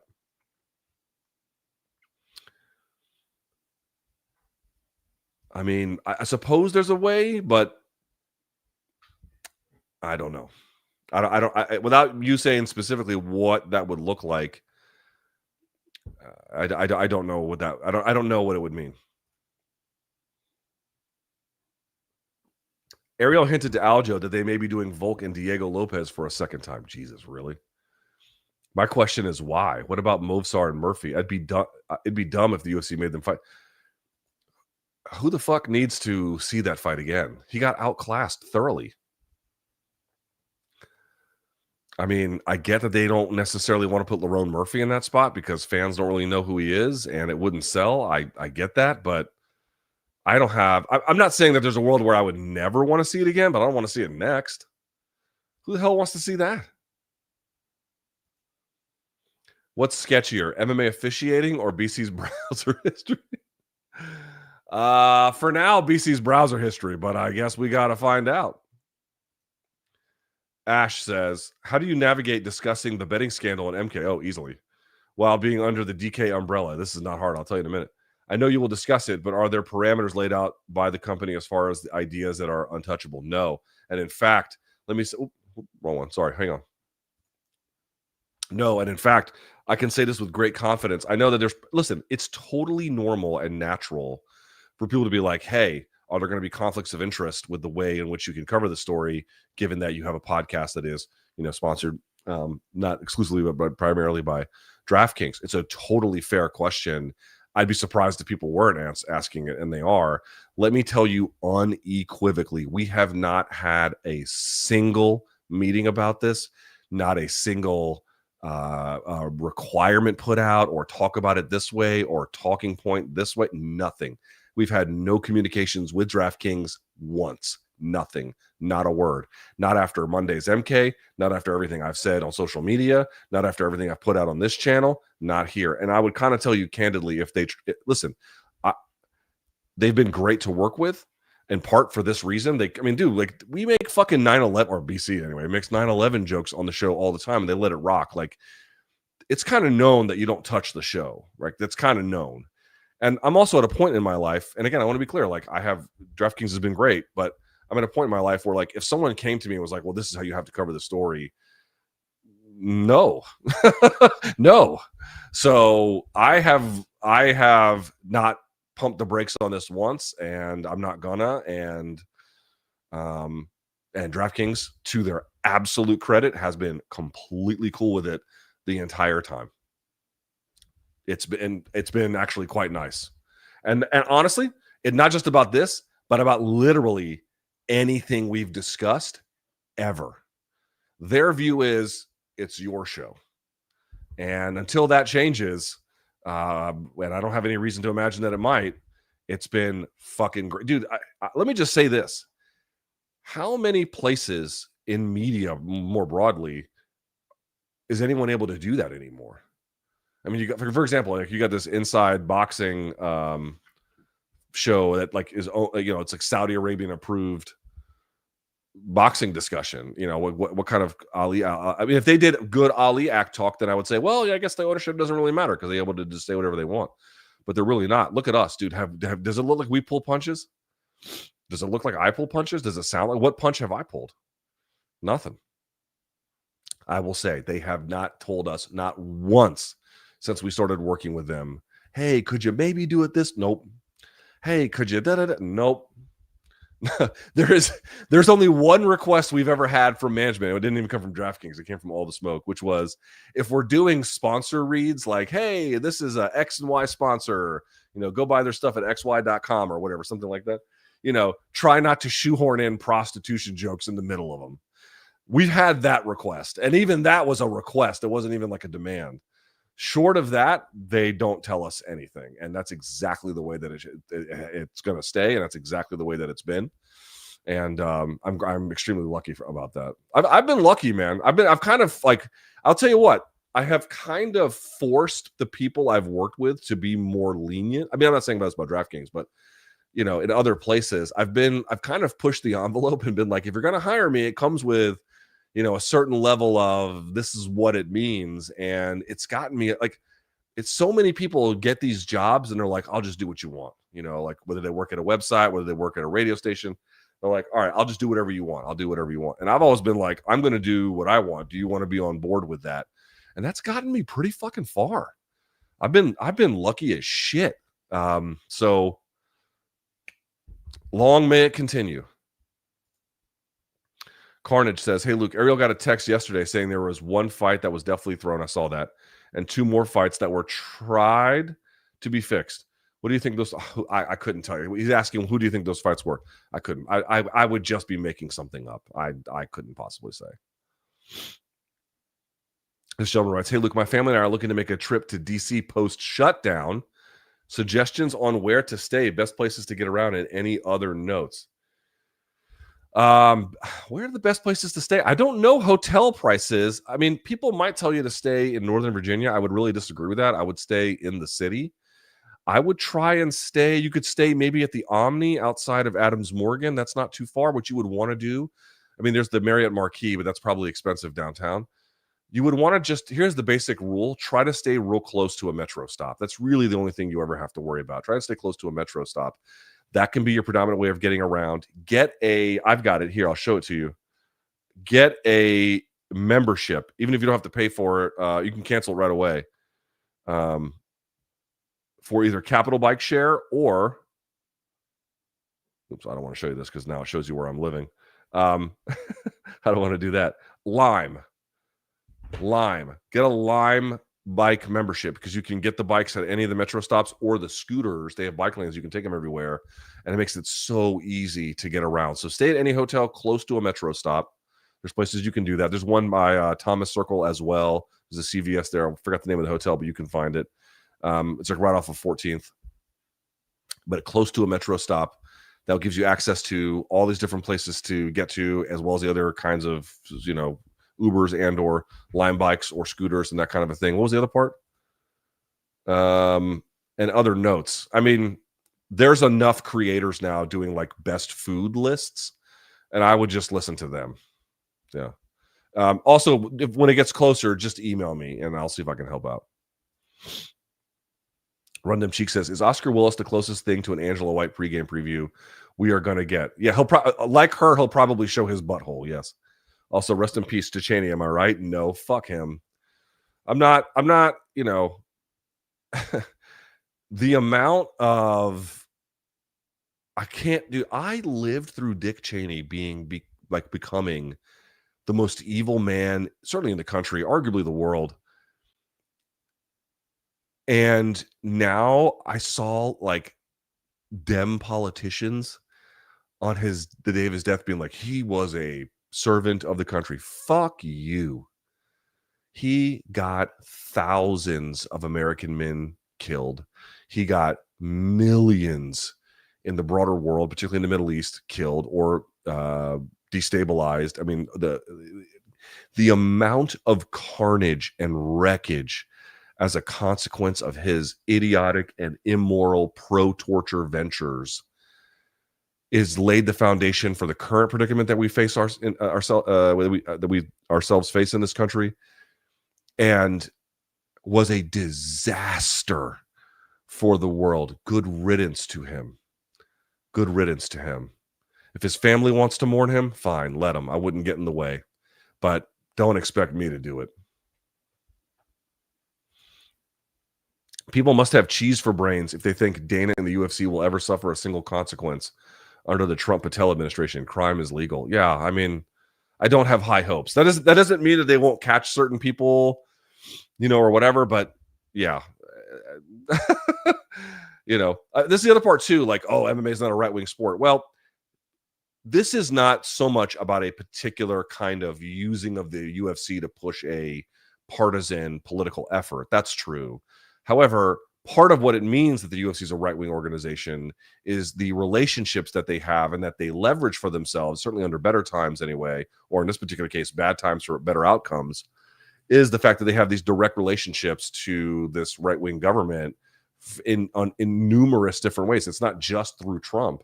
They have connections and connectivity in a variety of capacities. That is, again, what is the left-wing equivalent of that? Do they have as many? Because I can tell you that they used to have a relationship with Harry Reid. That's a thing that they used to have. I don't even know what the equivalent of that would be now. I mean, I guess they got Sharice Davids to introduce that bullshit legislation. She wouldn't agree to an interview with me or, to my knowledge, anybody else except, handpicked entities. But in general, like what would be the equivalent of this under any previous administration or at the present time? Like, so part of it is not merely how they use the UFC for political ends, but also like what kind of relationships that they maintain and what these relationships mean for their corporate governance as well as their sort of social standing. Luke's internet is why Al Gore lost the election. Oh, maybe so. All right, if Tom Aspinall leaves after his contract expires, what will the UFC do with its heavyweight division? They'd probably sign Gable if he hasn't already signed by that point. Yeah. Man, if he left, they would be in dire straits. Dire. Obstruct says, Luke, sports were my therapy, pure and real. After the NBA and UFC betting scandals, I feel betrayed. How do I continue to watch? I don't think the problem in either case is so pervasive that you can't really view the whole thing as the whole thing is utterly corrupted. What I would say is, I don't know. Here's what I'll tell you I'm going to do. I'm just going to try and watch. MMA is in a really weird moment, both about its future and about the sport more broadly. I'm here to just watch what happens. But I don't know if that helps fans who have these attitudes. I don't know. I think some fans might rightly say enough is enough. I don't know. But for me, I just want to see what happens. So I'm going to be around to just kind of cover that. Luke had a comment on your video yesterday where you were questioning as to why the UFC was connecting the old betting case with the new one. Bulgarian is previously a Krause fighter. Yes. No, I think I mentioned that in the video as well, that there was this kind of like, well, okay, so Derek Minner was never with Iridium, but obviously Krause has a relationship to Iridium, and Bulgarian used to be with Krause. By the way, Onama used to be with Krause as well, and so there's this connectivity, at least on the Bulgarian side, through that. No, I understand that part for sure. Luke, can you recommend any books that lay out left-wing policy solutions for our political issues? I need data this week to right wing or something like that. Let me think. You know what? Hang on. There was one the other day that I thought about.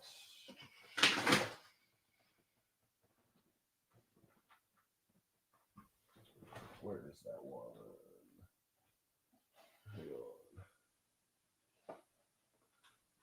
Hang on one second. Where is that?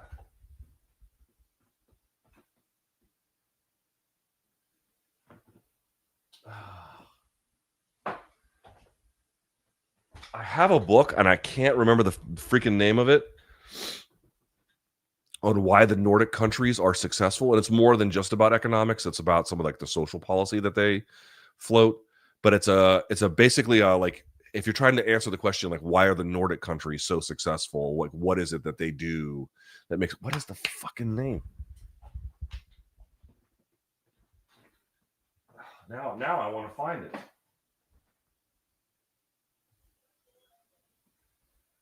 It's called like, here it is.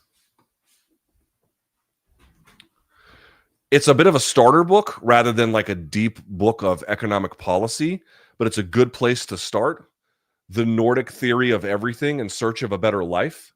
And again, it's got a lot of economics in it. That's not the only reason, or that's not the only place that it's got, but it's got some of that as well. It's a good place to start about like why is Helsinki and Finland, why are these such high functioning places? Why do they have such high social trust?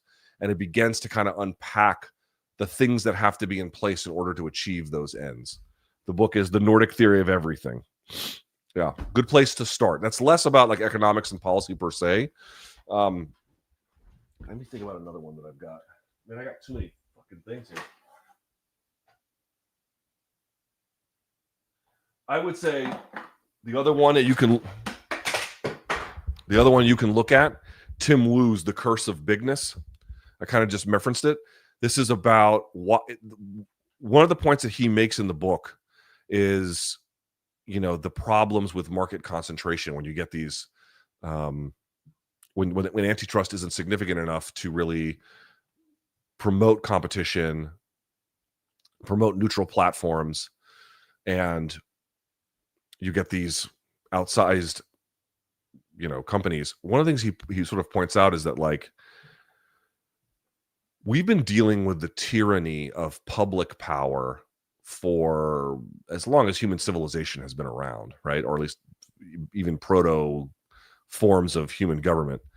But in terms of like private power, that has been a problem for many years as well. But in the course of human history, relative to the problems of government power, it's actually, again, relatively speaking, quite new. And in this situation where you have private actors and private companies that have like speech rights after Citizen United, and this ability to accumulate enormous sums of wealth, this is all that part of it is, again, in the course of human history, very new and a malevolent force, not only on economies, not only on the lives of consumers. But one of the points that he makes centrally is when you have these kinds of market concentrations, what ends up happening is that it traps people. This is part of what, again, his books kind of overlap. This is part of what this book is about, The Age of Extraction. I've not read it yet, but I mean, obviously I was on that lecture on Tuesday. And part of what he tries to explain is that when you trap these people enough for long in these kinds of systems, they then look for someone to save them from it. And when they do that, they are much more likely to be aligned with some kind of autocratic force or some kind of malevolent force at a bare minimum to save them from that. And so there naturally ends up being, through the course of market concentration, the kinds of seeding and ingredients that take place for the kinds of government that minimize human liberty and freedom. And that is another reason, a critical reason, why you don't want to have these destabilizing forces in society, but more to the point, why minimizing corporate power is actually critical for minimizing the control of public power.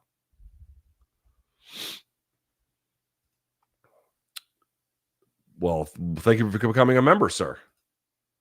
Cody says, there's footage of fat Khabib handling Rockhold. Yeah, that's what I mean. I've heard stories of Khabib thrashing people who were big. 2 questions. Which you is better, the you in front of you or the proverbial you? I don't know what that means. Also, who wins in the sword fight, Rocco or Isn't Ron Jeremy in jail, or is he dead? Is he dead? Is Ron Jeremy dead? Do I even want to Google? I don't even want to Google. John says, Luke, I recently heard the Marines show Val Kilmer's reload. Wait, I've heard the Marines show Val Kilmer's reload during the shootout scene from Heat to new recruits during training. Is that true?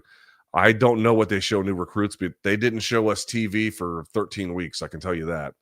So that wasn't my experience. I mean, maybe today's boot camp is different, but in June of 1998, they weren't doing that shit. Wildmont says, what do you think Ali Abdelaziz could be hiding from the courts, and how could it affect the relationships with his clients? Well, the answer is a couple things. Number one, first of all, maybe nothing. People have said, like, oh, why does he want to give this information? Well, there could be all kinds of reasons that have nothing to do with criminality that he may not want to get out. So you at least have to consider that there could be an explanation that people want privacy for all kinds of reasons that have nothing to do with criminality. That's the first thing I'd say. Now, if it's not that, and there is something much more sinister, well, then you're going to get conversations in text messages and emails between, various people who work in the Dominance MMA or Ali himself, and then people in UFC engaging in what I'm going to guess would be loosely named, not promoting their clients' interests, right? You're kind of doing the thing where you're acting as a broker. And I'm not telling you this, I don't know what's in those things. What I'm saying to you is what they're trying to find, I'm guessing, would be things that prove their case, that management because understand what the plaintiffs are trying to find. The plaintiffs want to see if there is information that Dominance has that shows that they work with the UFC to subvert their clients' interests. And if they do, then this kind of collusion would further some of the legal arguments they make about what fighters are essentially up against. Mamdani's win, I'm sure, is eye-opening for GOP, but with the DNC too, this feels like their evolution moment. How will this change the DNC, if at all? I saw someone arguing that Mamdani's biggest issue is not really Trump. It's actually the old guard of the Democratic Party.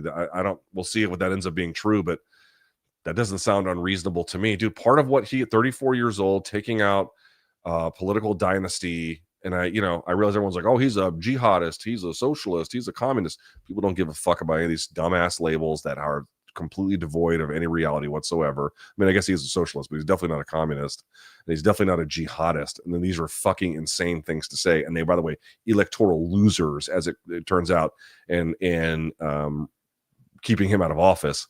But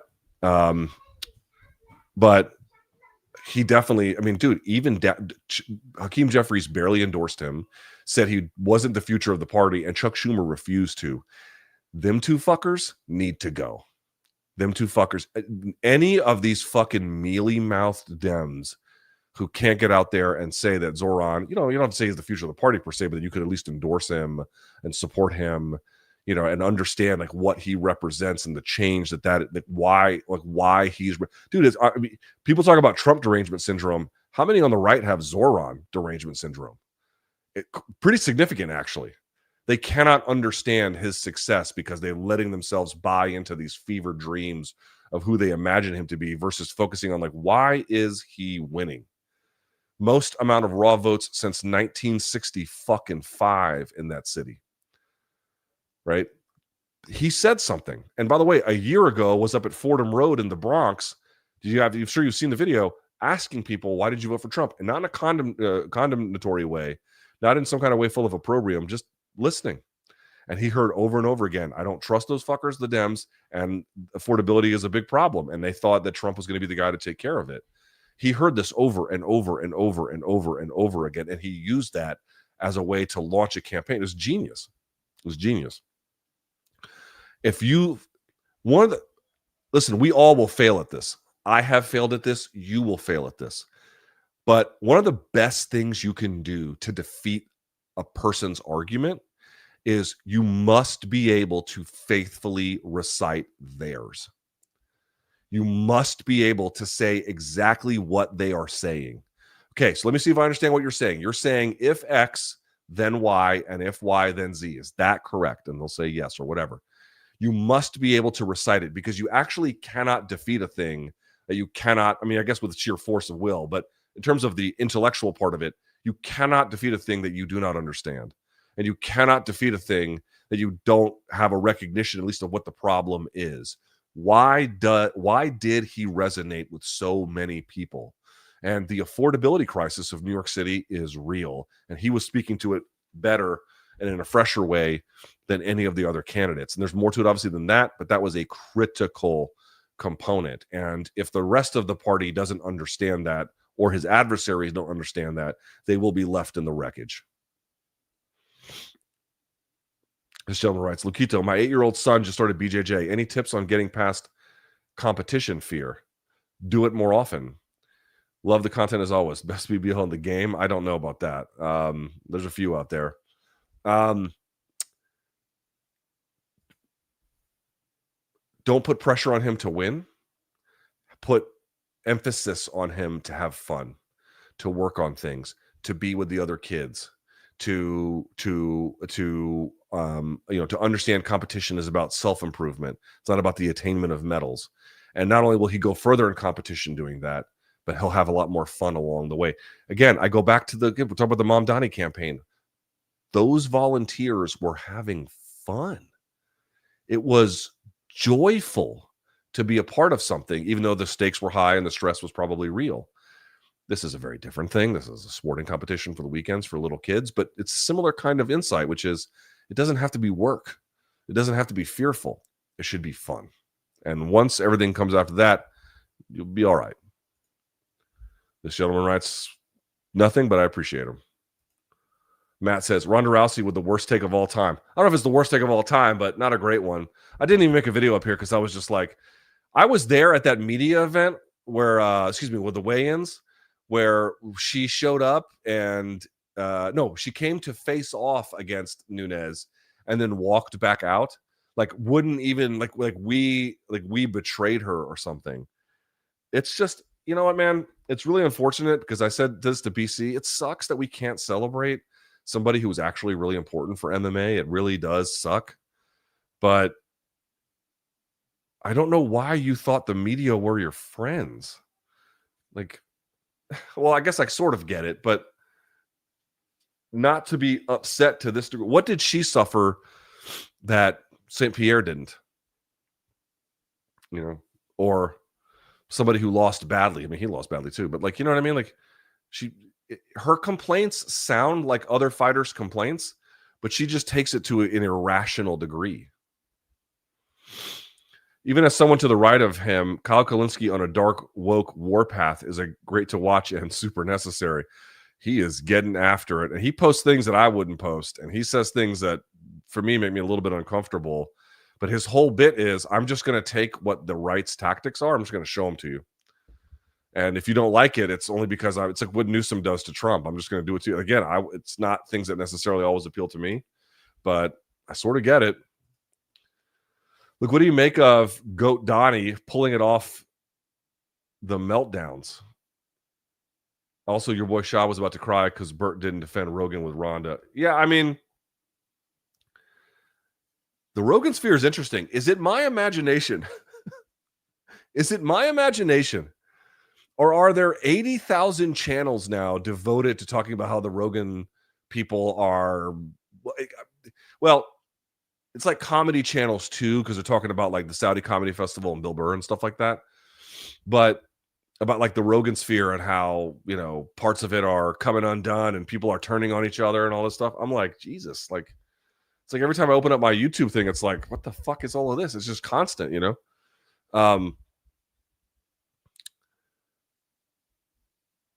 Schaub was about to cry because Burt didn't defend Rogan. I mean, yeah, I don't know what to say about that. I mean, I feel like her criticism of Rogan was dumb. So, I mean, the only response should have been just that, but I don't really feel like it's important to, me personally, like, can I be honest? I just don't really care. Can I be honest? I just don't. It's not a situation that I think too much about. And I don't agree with her position. Oh, he's a fan with an audience.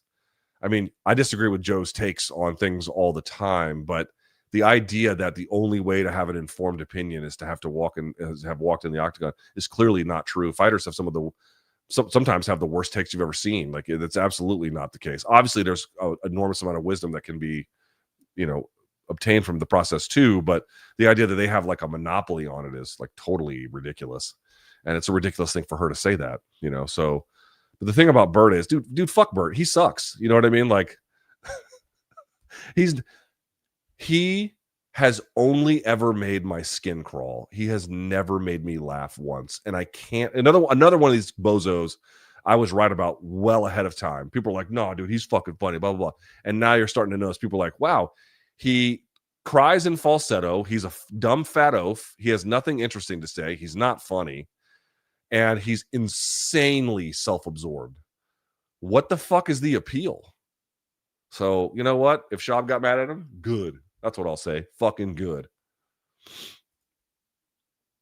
I want to begin reading philosophy books and I don't know where to start. So I wanted to ask you what you would recommend to an absolute beginner to get their feet wet in the topic and explore. Man, that's a tough one.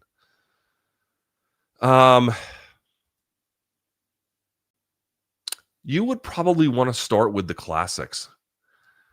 But honestly, if I could recommend something, and I mean this, I'm okay. You know what?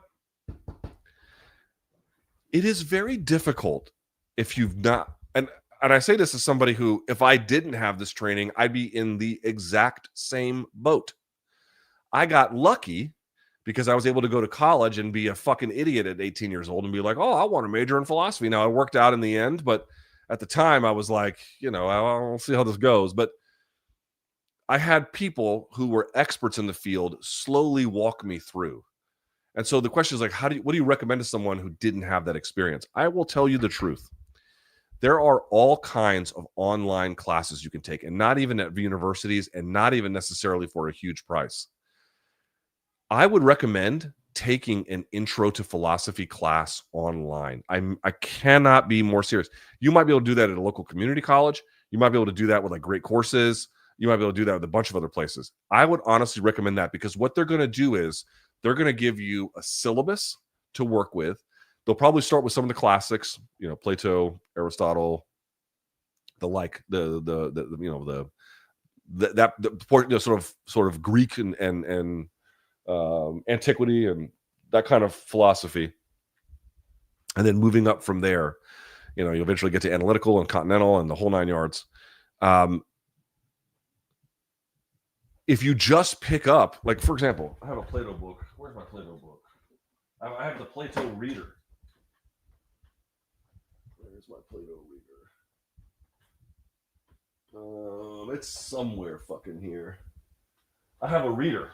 I might be upstairs. I have a reader. It's like this thick. It's like, all of these works of all these readings involving Plato, essentially. If you just open that up, it might be a bit of a dense and somewhat confusing read.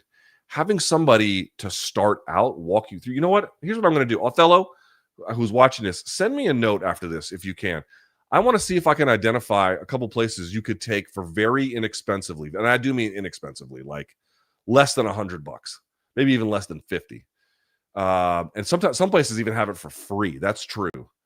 An intro to philosophy class that does some reading about, Greek philosophy to sort of start, but other places too, and I'll come back with some recommendations next week because I get this question a lot, and I can't just recommend, thus spoke Zarathustra, and people are like, oh, I get Nietzsche, or, Discipline and Punish. Yeah, great. Michael Foucault was great. Like, you kind of have to, unless you're like an insanely extra level intelligent person, I feel like having another expert kind of walk you through it as part of a process is really the best way for that to stick. Christopher, welcome to the party. This gentleman, welcome to the party. Saw you break out the suit and tie for a recent political vid. What would it take for you to pull up on MK with a tuxedo? Someone paying me? Topuria triple champ? No. Aspinall versus Ngannou? It ain't going to happen. Angela White strawweight debut? A boy can dream, can he? Luke, will John's recent comments regarding Tom being overrated increase the chance of the fight actually happening down the line? I don't think the UFC wants to go back there. And if Tom loses, it's irrelevant anyway.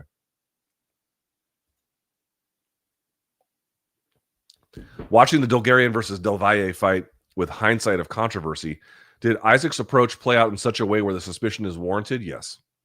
I'd say yes, but I don't train any of the arts. His hand fighting, the takedown was weird. You cannot just watch the fight and be like, oh, well, this is clearly, he threw it or something. You can't really do that. But it's a very poor performance, and it's not in keeping with a guy who was a very hyped prospect for a while. And then when you add in the betting irregularities, it absolutely warrants suspicion. Declaring what happened, we don't know yet, but it warrants suspicion. Yes, that was a uniquely shitty performance. Bro, which current era fighters would you place in a Pride-style Grand Prix tournament heavyweight divisions, including guys at 205? All right, Poatan. Let's pick 8. Poatan, Yuri, for sure at 205. I'm picking them. I'm going to pick Tom, Francis, Anatoly Malikin. I'm going to pick...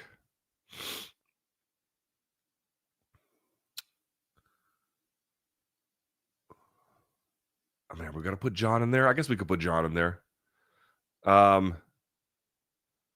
I'd pick...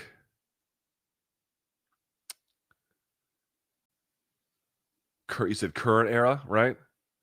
Honestly, I'd put Vadim Nemkov in there. And what's one more? We're going to do it Pride style. Hamzat at 205. There you go.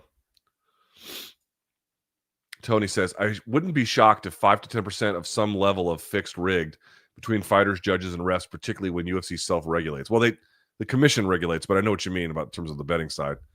10% would be high. I mean, I'm not saying it's wrong, but I'm saying if that's the case, that's 1 out of every fucking 10. That's high. That's really high. Sam says, Luke, did you see that a jury acquitted the DC sandwich thrower? No, I didn't. Couldn't even get him for a misdemeanor. This was the guy you might have seen who chucked the sandwich at the Border Patrol guy when they were trying to fucking militarize DC. They tried to get this guy charged with a felony multiple times. They had to drop it down to a misdemeanor, and they still couldn't get it. Fuck them. Great. Aljo being a bigot was not on my bingo card. How's he a bigot? He tweeted, London Stan, please meet New Yorkin Stan, and is defending that. Oh, is he talking about because Mamdani won? Yeah, I got to say, anybody believing that this is like some kind of Islamic, I mean, God bless their little hearts. I mean, it's just, don't get me wrong. Listen to what I've said the whole time. Is Mamdani going to be a good mayor? I don't know. We'll see. I don't fucking know. Neither do you. We don't know. We'll see. Am I worried that there's going to be Islamic calls to prayer coming out of the Empire State? Like, what are people like? This is just total fucking irrational fantasy. Yeah. I mean, yeah. Okay. Fun fact for you, LT. Mahmoud Fazal, the reporter that interviewed you for the ABC UFC documentary, is under investigation for being a shill in the gangs in Australia. Well, I can tell you that dude didn't interview me. That is not who interviewed me at all. I was only interviewed by one woman, an elderly white lady. It was not this dude. I don't even know who this dude is. But that would be crazy. That would be crazy. I watch you for your MMA content. I become a member for your content outside of MMA. Are there any issues you're right of center on? If so, what and why do you feel the way you do on the issue? I mean, I don't know if it's right of center, but the fact that like I share an opinion with people on the right of center for things like I don't think we should be supporting in any way the government of Israel, and I think Benjamin Netanyahu is a war criminal who should be brought to justice. This has purchase on the right. I think that healthcare companies are scam artists and are the abject harbingers of misery on the American populace. This has purchase on the right. You know what I mean? Like these are things that we share. I don't know if there's an opinion. I mean, maybe there is one. I don't know if there's an opinion I have that's like distinctly right wing. You know, I don't know if I have something. I mean, maybe if I interrogated it all the way down, there would be something. Nothing comes out exactly that way. Have you read the book, The 100 Years War in Palestine by Rashid Khalidi? Yes. If so, what did you think of it? I mean, he's the Columbia inheritance to Edward Said, a preeminent scholar of Palestinian life and of the crimes against his own people, laying out how long this has been, how we got to this position, the siege under which Palestinians have lived, and how it began with, well, even predating the Nakba, but the Nakba really sort of kicking it all into gear. And these are people that have been fighting a struggle for their own independence. People just sort of see them as like these like Bedouins, roaming the land. And that's really not who they are. There are people who have been trying to struggle for their own sovereignty and have been met with fierce and murderous resistance the entire time. Feels hypocritical. So see Dana complain about clickbait headlines after UFC has made clickbait the only way to survive in the MMA media space. You can't blame all of the problems in media on the UFC, but have they undermined the kinds of people that could give you things more than clickbait? Yes, of course they have. 2K bump in subscribers after Mighty Mouse show. Did that surpass expectations? Yeah, it sure did. What's been your biggest jump in subs to date? I don't know. It's a good question. I'm not sure. I mean, I check my stats regularly, but usually after like a big event, there's a big jump or something like that. But I don't know. That's a big one. He's got a real audience. No doubt about it. Thoughts on Tucker Carlson? I have mixed feelings. Is he an honest actor? I don't know. And would you go on the PBD podcast? Yeah. I mean, I'd be willing to go on the podcast, sure. Although he had a really bad idea. He was like, we should do a roast for Benjamin Netanyahu. The people like understand him better after that. I'm like, I think we understand him just fine. Sounds like you don't. But anyway, what was the first part of that? Tucker Carlson. I mean, here's the thing, right? He goes and he hammers Ted Cruz, like how many people live in Iran, and he's just fucking grilling him, and everyone was like, yeah, get that fucking guy, because obviously Cruz is such a fraud, right? And you're like, oh, this is great, this is amazing. And then he interviews Fuentes, and I'm not one of these guys who's like, oh, you can't talk to people like that. You can, you can absolutely talk to people, but like the fact that he kind of gave him a softball interview after hammering Ted Cruz, that part really rubbed me the wrong way. To say nothing of some of the other like views that he's had that are, I find, odious. But at the same time, I think he's leading the charge on the right about reevaluating what the American relationship to Israel should be. And I think it's a long overdue conversation. So it's not like I can't look at some of the things that have happened and been like,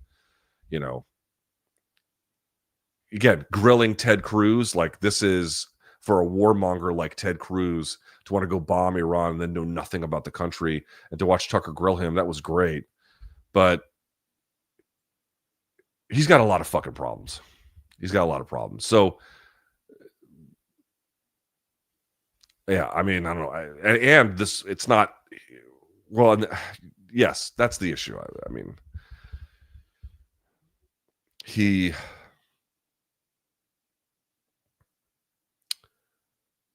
if he has individual pieces of good work, I'm happy to acknowledge it. But as a general proposition, I do not support him. Ronda was 1,000% right about fans. MMA fans are the most flaky and most ungrateful pieces of shit ever, this person writes. They undermine your resume the second you lose. It is a brutal one. But I'm just going to ask, like, what did she get that like other ones didn't get, and that somehow found a way to like make it work? You know what I mean? I don't know that it's fair to say Islam struggled with Dustin. He had the fight won on the cards before he got the finish. It was a little bit brutalish. Dustin hung in there longer than expected, but it was his last ride. That's true. Yeah, I mean, struggled is not fair. You're right. Struggled is not fair. A little more competitive than I think some imagined. Nate, Max, Dustin existing proves Ronda wrong. Yeah, I mean, or that it doesn't prove that Ronda's thesis is wrong about the fans being brutal. It just proves that there's ways to get around it and be beloved. Matt says, had to spend my morning in the ER to find out I have a kidney stone. Oh, but outside my time and $85 for 3 prescriptions, it only cost me my time. Socialized medicine is the way, my friends. Yeah, that would be several thousand or more here in the United States. That'd be a lot more than several thousand. That would be quite a bit. I'm sorry, dude. Kidney stones are fucking. I've never had one, but I had to take. One of my buddies called me one time. It was like 11:30 at night. We were both single guys. I was how old was I? 25. And a buddy of mine called me. He's like, I think I'm dying. Take me to the ER. I'm like, call a fucking ambulance. He's like, take me to the ER. So he was living in Northern Virginia at the time. I was living in Maryland at the time because this house was under renovation, and I pick him up and I take him there, and I'm in the ER like all night long. And then I see him like 4 hours later, 5 hours later, and they're like, yeah, he had 2 kidney stones. And I was like, dude, I saw the pain that guy was in. I wouldn't wish that on my worst enemy. Nathan, welcome to the party. New York just elected a Democratic Socialist, and Texas is tickling the sack of Christian theocracy. Could you speak on the pros and cons of a country that being that ideologically diverse? Any literature? I mean, it's sort of the point of the the federated system, that you could have these localized eccentricities that don't need to be duplicated elsewhere, but need a space to thrive independently. That was part of the framers' intent. And honestly, America's kind of always been like that. People have different accents from New York to Miami to Texas to California to Oregon, and then back through down to the middle of Minnesota. Like, it's designed to be a place that accommodates this. I mean, it's so funny. People talk about like our culture, like it's all one shared thing in the United States. But part of what makes the United States what it is that, yeah, there are some traditions that we all observe, but it's actually that we have these localized lives independent of what people, I live in DC, what they do in California. Like, you have the part of the culture is this allowance for, not one way of doing things, but for having all of it. Now, obviously, I'm not going to be in favor of Christian fucking theocracy. I mean, that's insane. But that Texans can vote to have a way of life different than, I'm speaking in broad strokes, different than those in Alabama, different than those in North Carolina, different than those in New Jersey. And that, yes, there can be part of a shared interest as a whole, but that we live in a place that gives space to these local communities to define their way of life, I actually think is one of the better parts about the country. Not about Texas passing fucking laws to make everyone, one religion. That's not what I'm saying, but as speaking more generally. Tuesday's results seem like the beginning of the end for the MAGA era. Assuming things are free and fair in 26 and beyond, can't outrun reality. Their record is fucking abysmal. Like, who looks at what they've done the last 9 months and thinks like this is making anything better? You're murdering people that we don't even know who the fuck they are. And in certain cases, we do know, because the ones who survived have been fishermen from Trinidad and Tobago in the fucking Caribbean these are just extrajudicial killings, just flat out. And part of it is they're just trying to bait Venezuela into a fucking war so we can take their oil. Like, you're doing all of this. Meanwhile, you're sending ice-masked thugs to tear communities apart. And dude, if I'm telling you, if you know anybody who knows Latinos, they know people who are being affected and families ripped apart. I got a text last night that from one of my good friends who also lives in the city, his kid's best friend's dad got picked up, and he was all involved in their school and blah, blah, blah. Not a criminal, no criminal record whatsoever. and we're tearing communities apart. So now think about those kids' lives. Who's going to pay for them to go to college? Are they going to be able to are they going to be able to like invest in their future here? Are they going to have to go somewhere else here? They've been here their whole lives. I think the kids are American citizens. The point I'm trying to make is I've made this point to you about like why it's immoral to do what they're doing. You can make a choice on immigration. You have a choice to make. You can either live in a dilapidated, fucked up, ruinous ethno state, or you can live in a place of economic prosperity, but you don't get to do anything else. These are the choices. Either you recognize that these people are, again, there's many other reasons beyond the economic contribution about why you want them here, but just on that level alone, it is mathematically fucking impossible in the future to pay for government programs, necessary third rail ones, without them. And when you start ripping them out of communities, you're ripping out buyers, you're ripping out people who would, in a place that leads to this book by Zeke Hernandez, The Truth About Immigration. And one of the most important contributions that they make, including for generational levels, is the amount of investment that they procure. He talks about there were German settlers in the early 1800s, or early 19th century in parts of Pennsylvania. In fact, you might even seen like there's like, some German speaking, I think Amish up there as well. But there were German immigrants, and they had settled in these places in Germany. And if you actually look at it, what's one of the places that German companies from Germany invest in terms of jobs that they have here or other products that they sell to the American population? They run heavily through those same communities that settled there. It's the same thing when South Koreans come. Where do you think that South Korean businesses end up channeling the money that they invest? It's to places that they have these localized, Americanized communities. You rip all that shit out. What the fuck do you think is going to happen?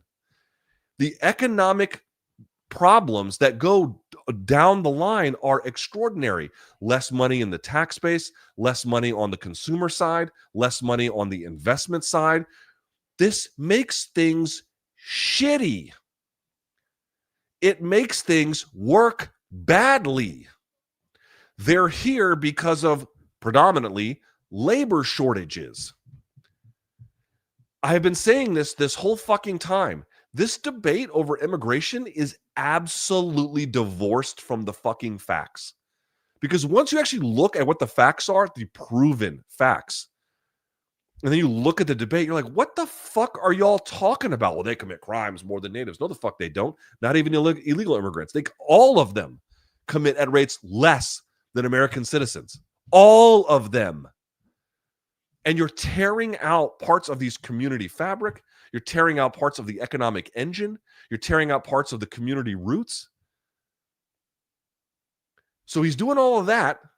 Then you got these tariffs, which are causing localized depressions in places like Nebraska and Iowa, to say nothing of now the war on renewable resources, which is doubling Iowa's problems. By the way, ginning up emergencies to send troops into places like my city and Chicago and LA, and God only knows what else is going to happen, by faking emergencies to claim tariff powers. He had to fake emergency powers for that. Supreme Court looks like it's going to put an end to that fucking bullshit.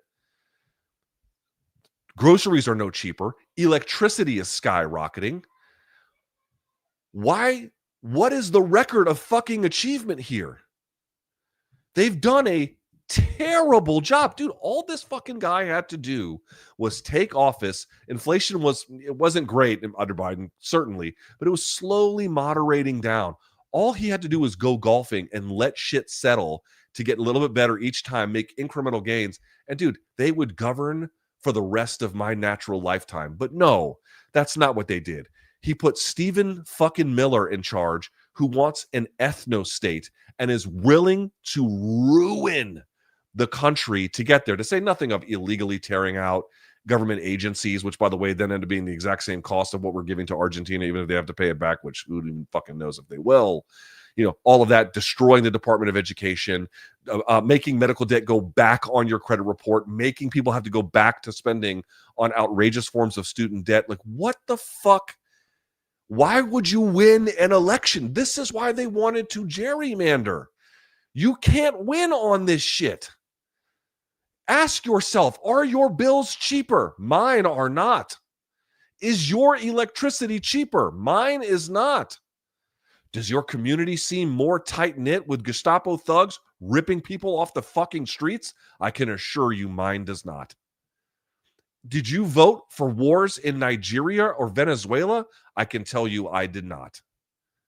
What is the record of achievement here? Oh, I guess they're the 9 trans athletes in the NCAA can't go into the other locker room. Congratulations. Great. What an achievement. Wow. Amazing. Our cup runneth fucking over. Way to have your eye on the ball. They can't govern. You know it. I don't even have to say it. You fucking know it. They can't govern. They're bad at it. And that is why they are setting up their own demise. And by the way, not just because this experiment will have failed, but now the Groypers are on their way up on the right-hand side of things. That's another fight that's going to happen down the line. And by the way, have you seen how insane the right is being to Indian immigrants? I mean, one of the most successful immigrant groups that have done nothing as an aggregate force, I should say, but essentially improve America's lot and are key contributors to the American experience in countless ways. And they're just getting racially abused. What the fuck do you think the long-term consequence is of that? Did you see how much Latinos swung from one direction to the other? What would be the record you would win on? You can't win with that.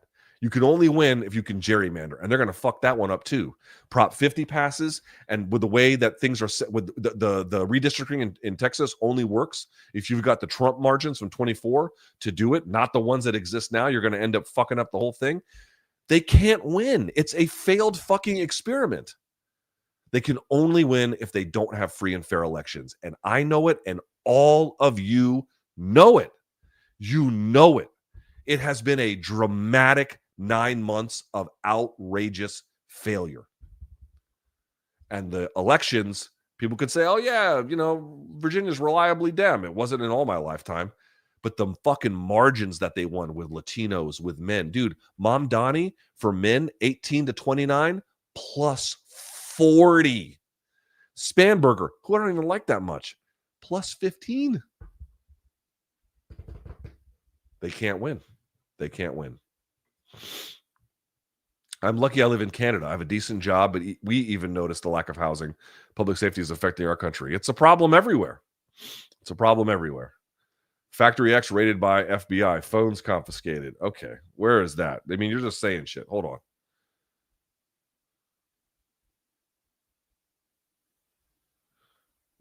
Where is that? Is there anything on Twitter about that?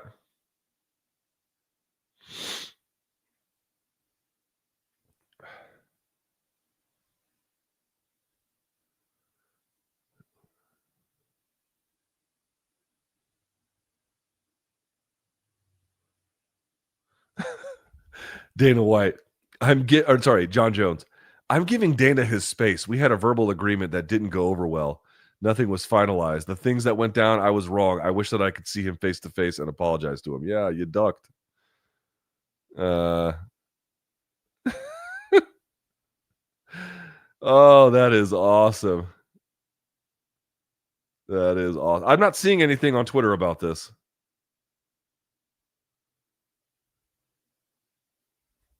All right. I'm not seeing anything on Twitter about that. Sup from Slovakia, Donk. Thank you for the generous donation. I appreciate it. LT, Tuesday was fucking amazing. Having felt quite black-pilled lately, I felt optimism and a new hope in a long time. How realistic is this momentum and to continue despite flaccid Dem leadership? Don't take your foot off their neck. It is only as forceful as we can make it, period. Don't let your rage go away. These people have to be taken out like yesterday's trash. They're obstacles to the only kind of future I want for myself, for my kid, and for all of you. BJ Penn arrested again. I saw that for the 6th time this year. Boys and girls, what is it that we think is going to happen with here? What other stage of escalation? Look, he's already at now the violent stage. Because before, if you noticed, all the other arrests were peaceful. Now we're at an arrest where it's violent. Where do you think this goes? This either goes to jail or to somebody's death. And I'm not wishing it upon it. And I'm not in any way I'm sure you understand, not happy about it. But like realistically, these spirals don't last forever. They reach stages. We might now well be in the stage of this spiraling into a violence that you can't get back from.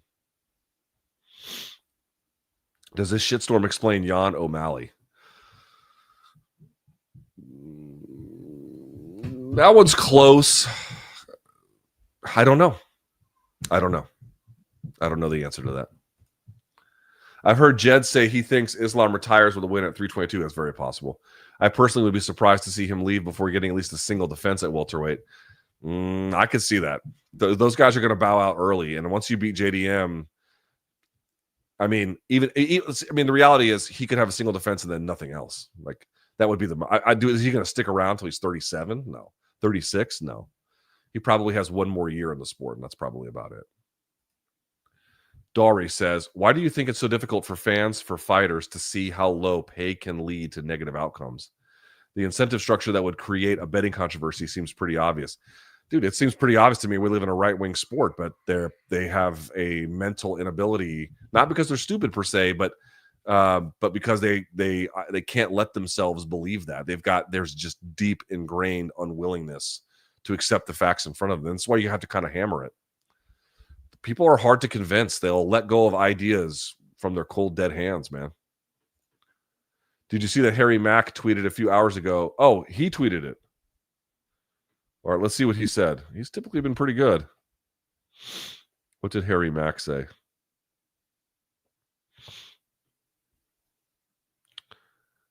Okay, so here's what he says. All right, I'm not saying this like, oh, he's got some bad track record. That's not what I'm saying. I'm saying this has not been independently corroborated, but he's obviously had a pretty good track record thus far. Breaking update. The FBI has raided Factory X. No arrests at this time, but they've confiscated phones and conducted interviews. That would be bad. Jeff, welcome to the party. Minutes ago, not hours. Oh, I see. Okay. Smoking on Cheney's pack. Rest in piss. Rico, are you familiar with Vosh? Yeah. Larger lefty YouTuber that has said, yes. I haven't kept up with him recently, and I don't watch a lot of left-wing stuff on YouTube, believe it or not, except for, Breaking Points is not exactly that. But he has, and I appreciate that. LT, condolences on Jaden Daniels. Did you see Plattner's Cheney video? I did. Thank you so much, Graham Plattner. I've had issues with Graham, but I like that.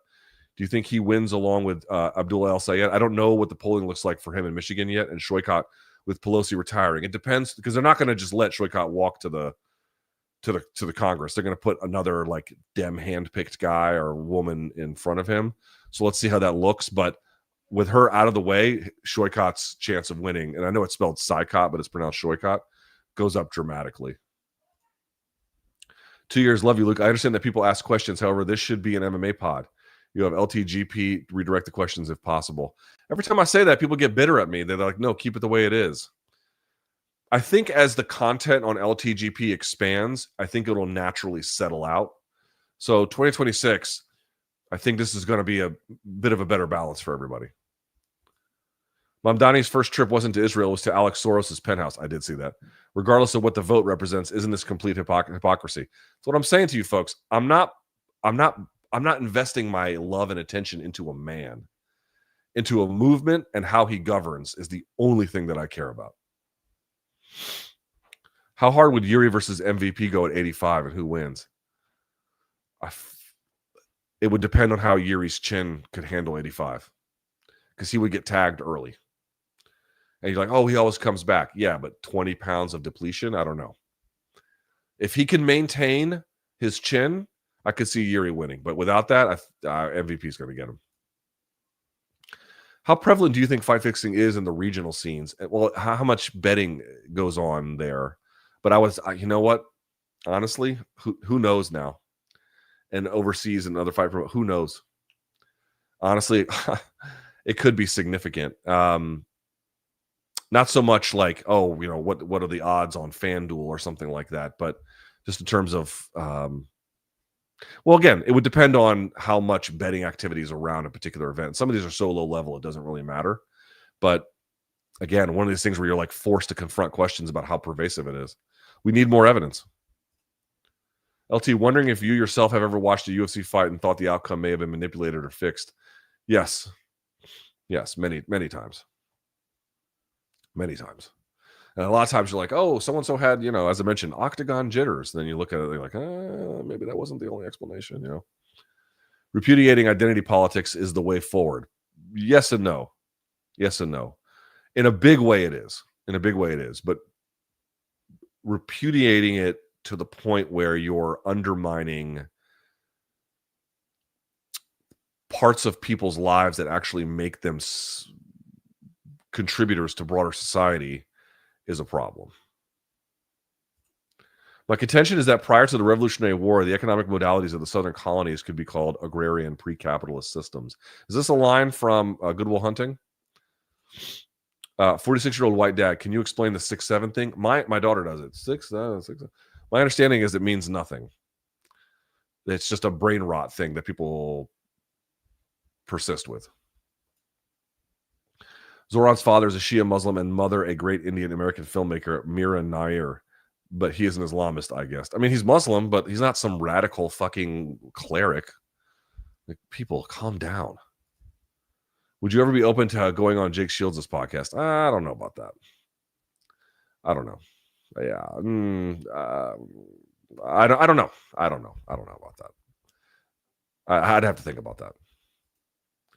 NYM, watch GDF's Bernie Sanders video. Hard not to feel nihilistic when our most progressive politician is a staunch supporter of Israel. Well, I wouldn't call him as staunch, but he has certainly been a bit of a letdown. It took him a long time to call it genocide. He has been behind the times on that for sure. Dave and Chatri, gifting out memberships. Thank you, gentlemen. Appreciate it. Max, would you ever do a live MK from Gore Bar? I love Gore Bar. You guys know Gore Bar? It's in Richmond. Dude, the food there is good. The atmosphere is amazing. And everything is kind of Gore themed there. It's so fucking good. 2 thumbs up recommendation for Gore Bar in Richmond, Virginia. Lenny says, if Dana contacted Dolgarian before the fight, then Dolgarian basically knew it was flagged before throwing the fight and still did it anyways. He might have already made a commitment and was like, can't look back now. Again, that's a presuming things, but that could have been it. Devin said, Tom is in the Strikeforce Grand Prix with Reem. Does he win? No, he does not. According to Harry Mack, I said, Factor X was rated today. No arrest, but phone. Again, we read it earlier. Yeah, for sure. What's it going to take for you and BC to do an Arby's steak nuggets food? So Long Island Luke is trying to get us to do this. I bet we will. Did you ever listen to Wings of Plague? I haven't yet, brother. I work a lot. Hey, Luke, amidst the government shutdown and everything ice hurting restaurants, I want to give some shine to a local DC one in Columbia Heights near the old Beta. Cuckoo restaurant for Persian food. I've actually not been there. Is it on 14th? Where is it? Deronimer says, well, I don't care for Ronda's take on MMA. I would say she caught a unique amount of heat after her home loss, even if there is a conversation to be had for whether it was deserved or not. But she made it worse in the way that she took it. And then remember, UFC wasn't even allowed to use highlights of it to promote Holmes' next fight. Like, there's a little bit of sensitivity to it. I'm sorry, but there is. Spam says, I heard that Chael Sonnen wants to enter politics. He did before. He ran for office previously. What is your opinion on ex-MMA fighters seeking office? I mean, many have done it. Again, Mark Wayne Mullen is an example of that. He's not exactly my favorite, but, Sharice Davids too. I think it depends on the office. And listen, those are problems and Tito tried too. Or didn't he make city council and then he fucking bailed? Those are up to the voters there. It would be very rare for me, I think, to vote for an MMA fighter, to be honest with you, for politics or for a political office, but certainly possible. My family are Italian and German immigrants escaping fascism. How quickly everyone forgets about the welcoming values this country had with an economy that expanded as its population grew. Cheers. There are things that you think when you're a kid or even a young adult, they're like, oh, we understand these things now. And this is just the way that it is. But the reality is that's not the case. Like, generations have to be retaught things much more so than I ever thought. Again, it's about the Factory X thing. I'm just encountering it like you guys are. I don't know what to say about it. I don't know why liberals have been so blackpilled about elections. Due to mass immigration, a demographic winter is inevitable. If you look at exit polling, this is just complete fucking dumb shit fiction. I don't know what the fuck you're talking about. Mass immigration, a demographic winter. Guys, the 24 Trump results show that there were gains that could be made with Indian Americans, who, by the way, have been traditionally conservative for long periods of time in this country, South Asian communities more broadly. They finally made inroads with Hispanics, and then you fucking ruin it with these insane policies that are nothing except economic self-harm. You can make a choice. Do you want a demographic project in a shitty, dilapidated, fucked up country and economy? Or do you want to thrive? I know what my answer is. Michael, welcome to the party. And then last but not least, one more LT. Which fight did you think was fixed? I don't want to say. I don't want to cast aspersions and not have evidence for those things. You know what I mean? Okay. All right. Oops, wrong one. Oops. Here we go. There. Big thanks to our friends at Tooletries, LT20 for 20% off site-wide. Tooletries.com is going to take care of you. Use my code LT20. MK tomorrow. Saturday, there are fights. I don't know if I'll be covering them or not, but we'll see. But I'll be back for Monday's MK and the like therein. All right? Thank you guys so much for watching. I greatly appreciate it. Thanks to all the subscribers. Thanks to all the members. Thanks to everyone who watched. Thanks to everyone who donated. I appreciate you all. We're out of here. Until next time, stay frosty, bitches. Bye.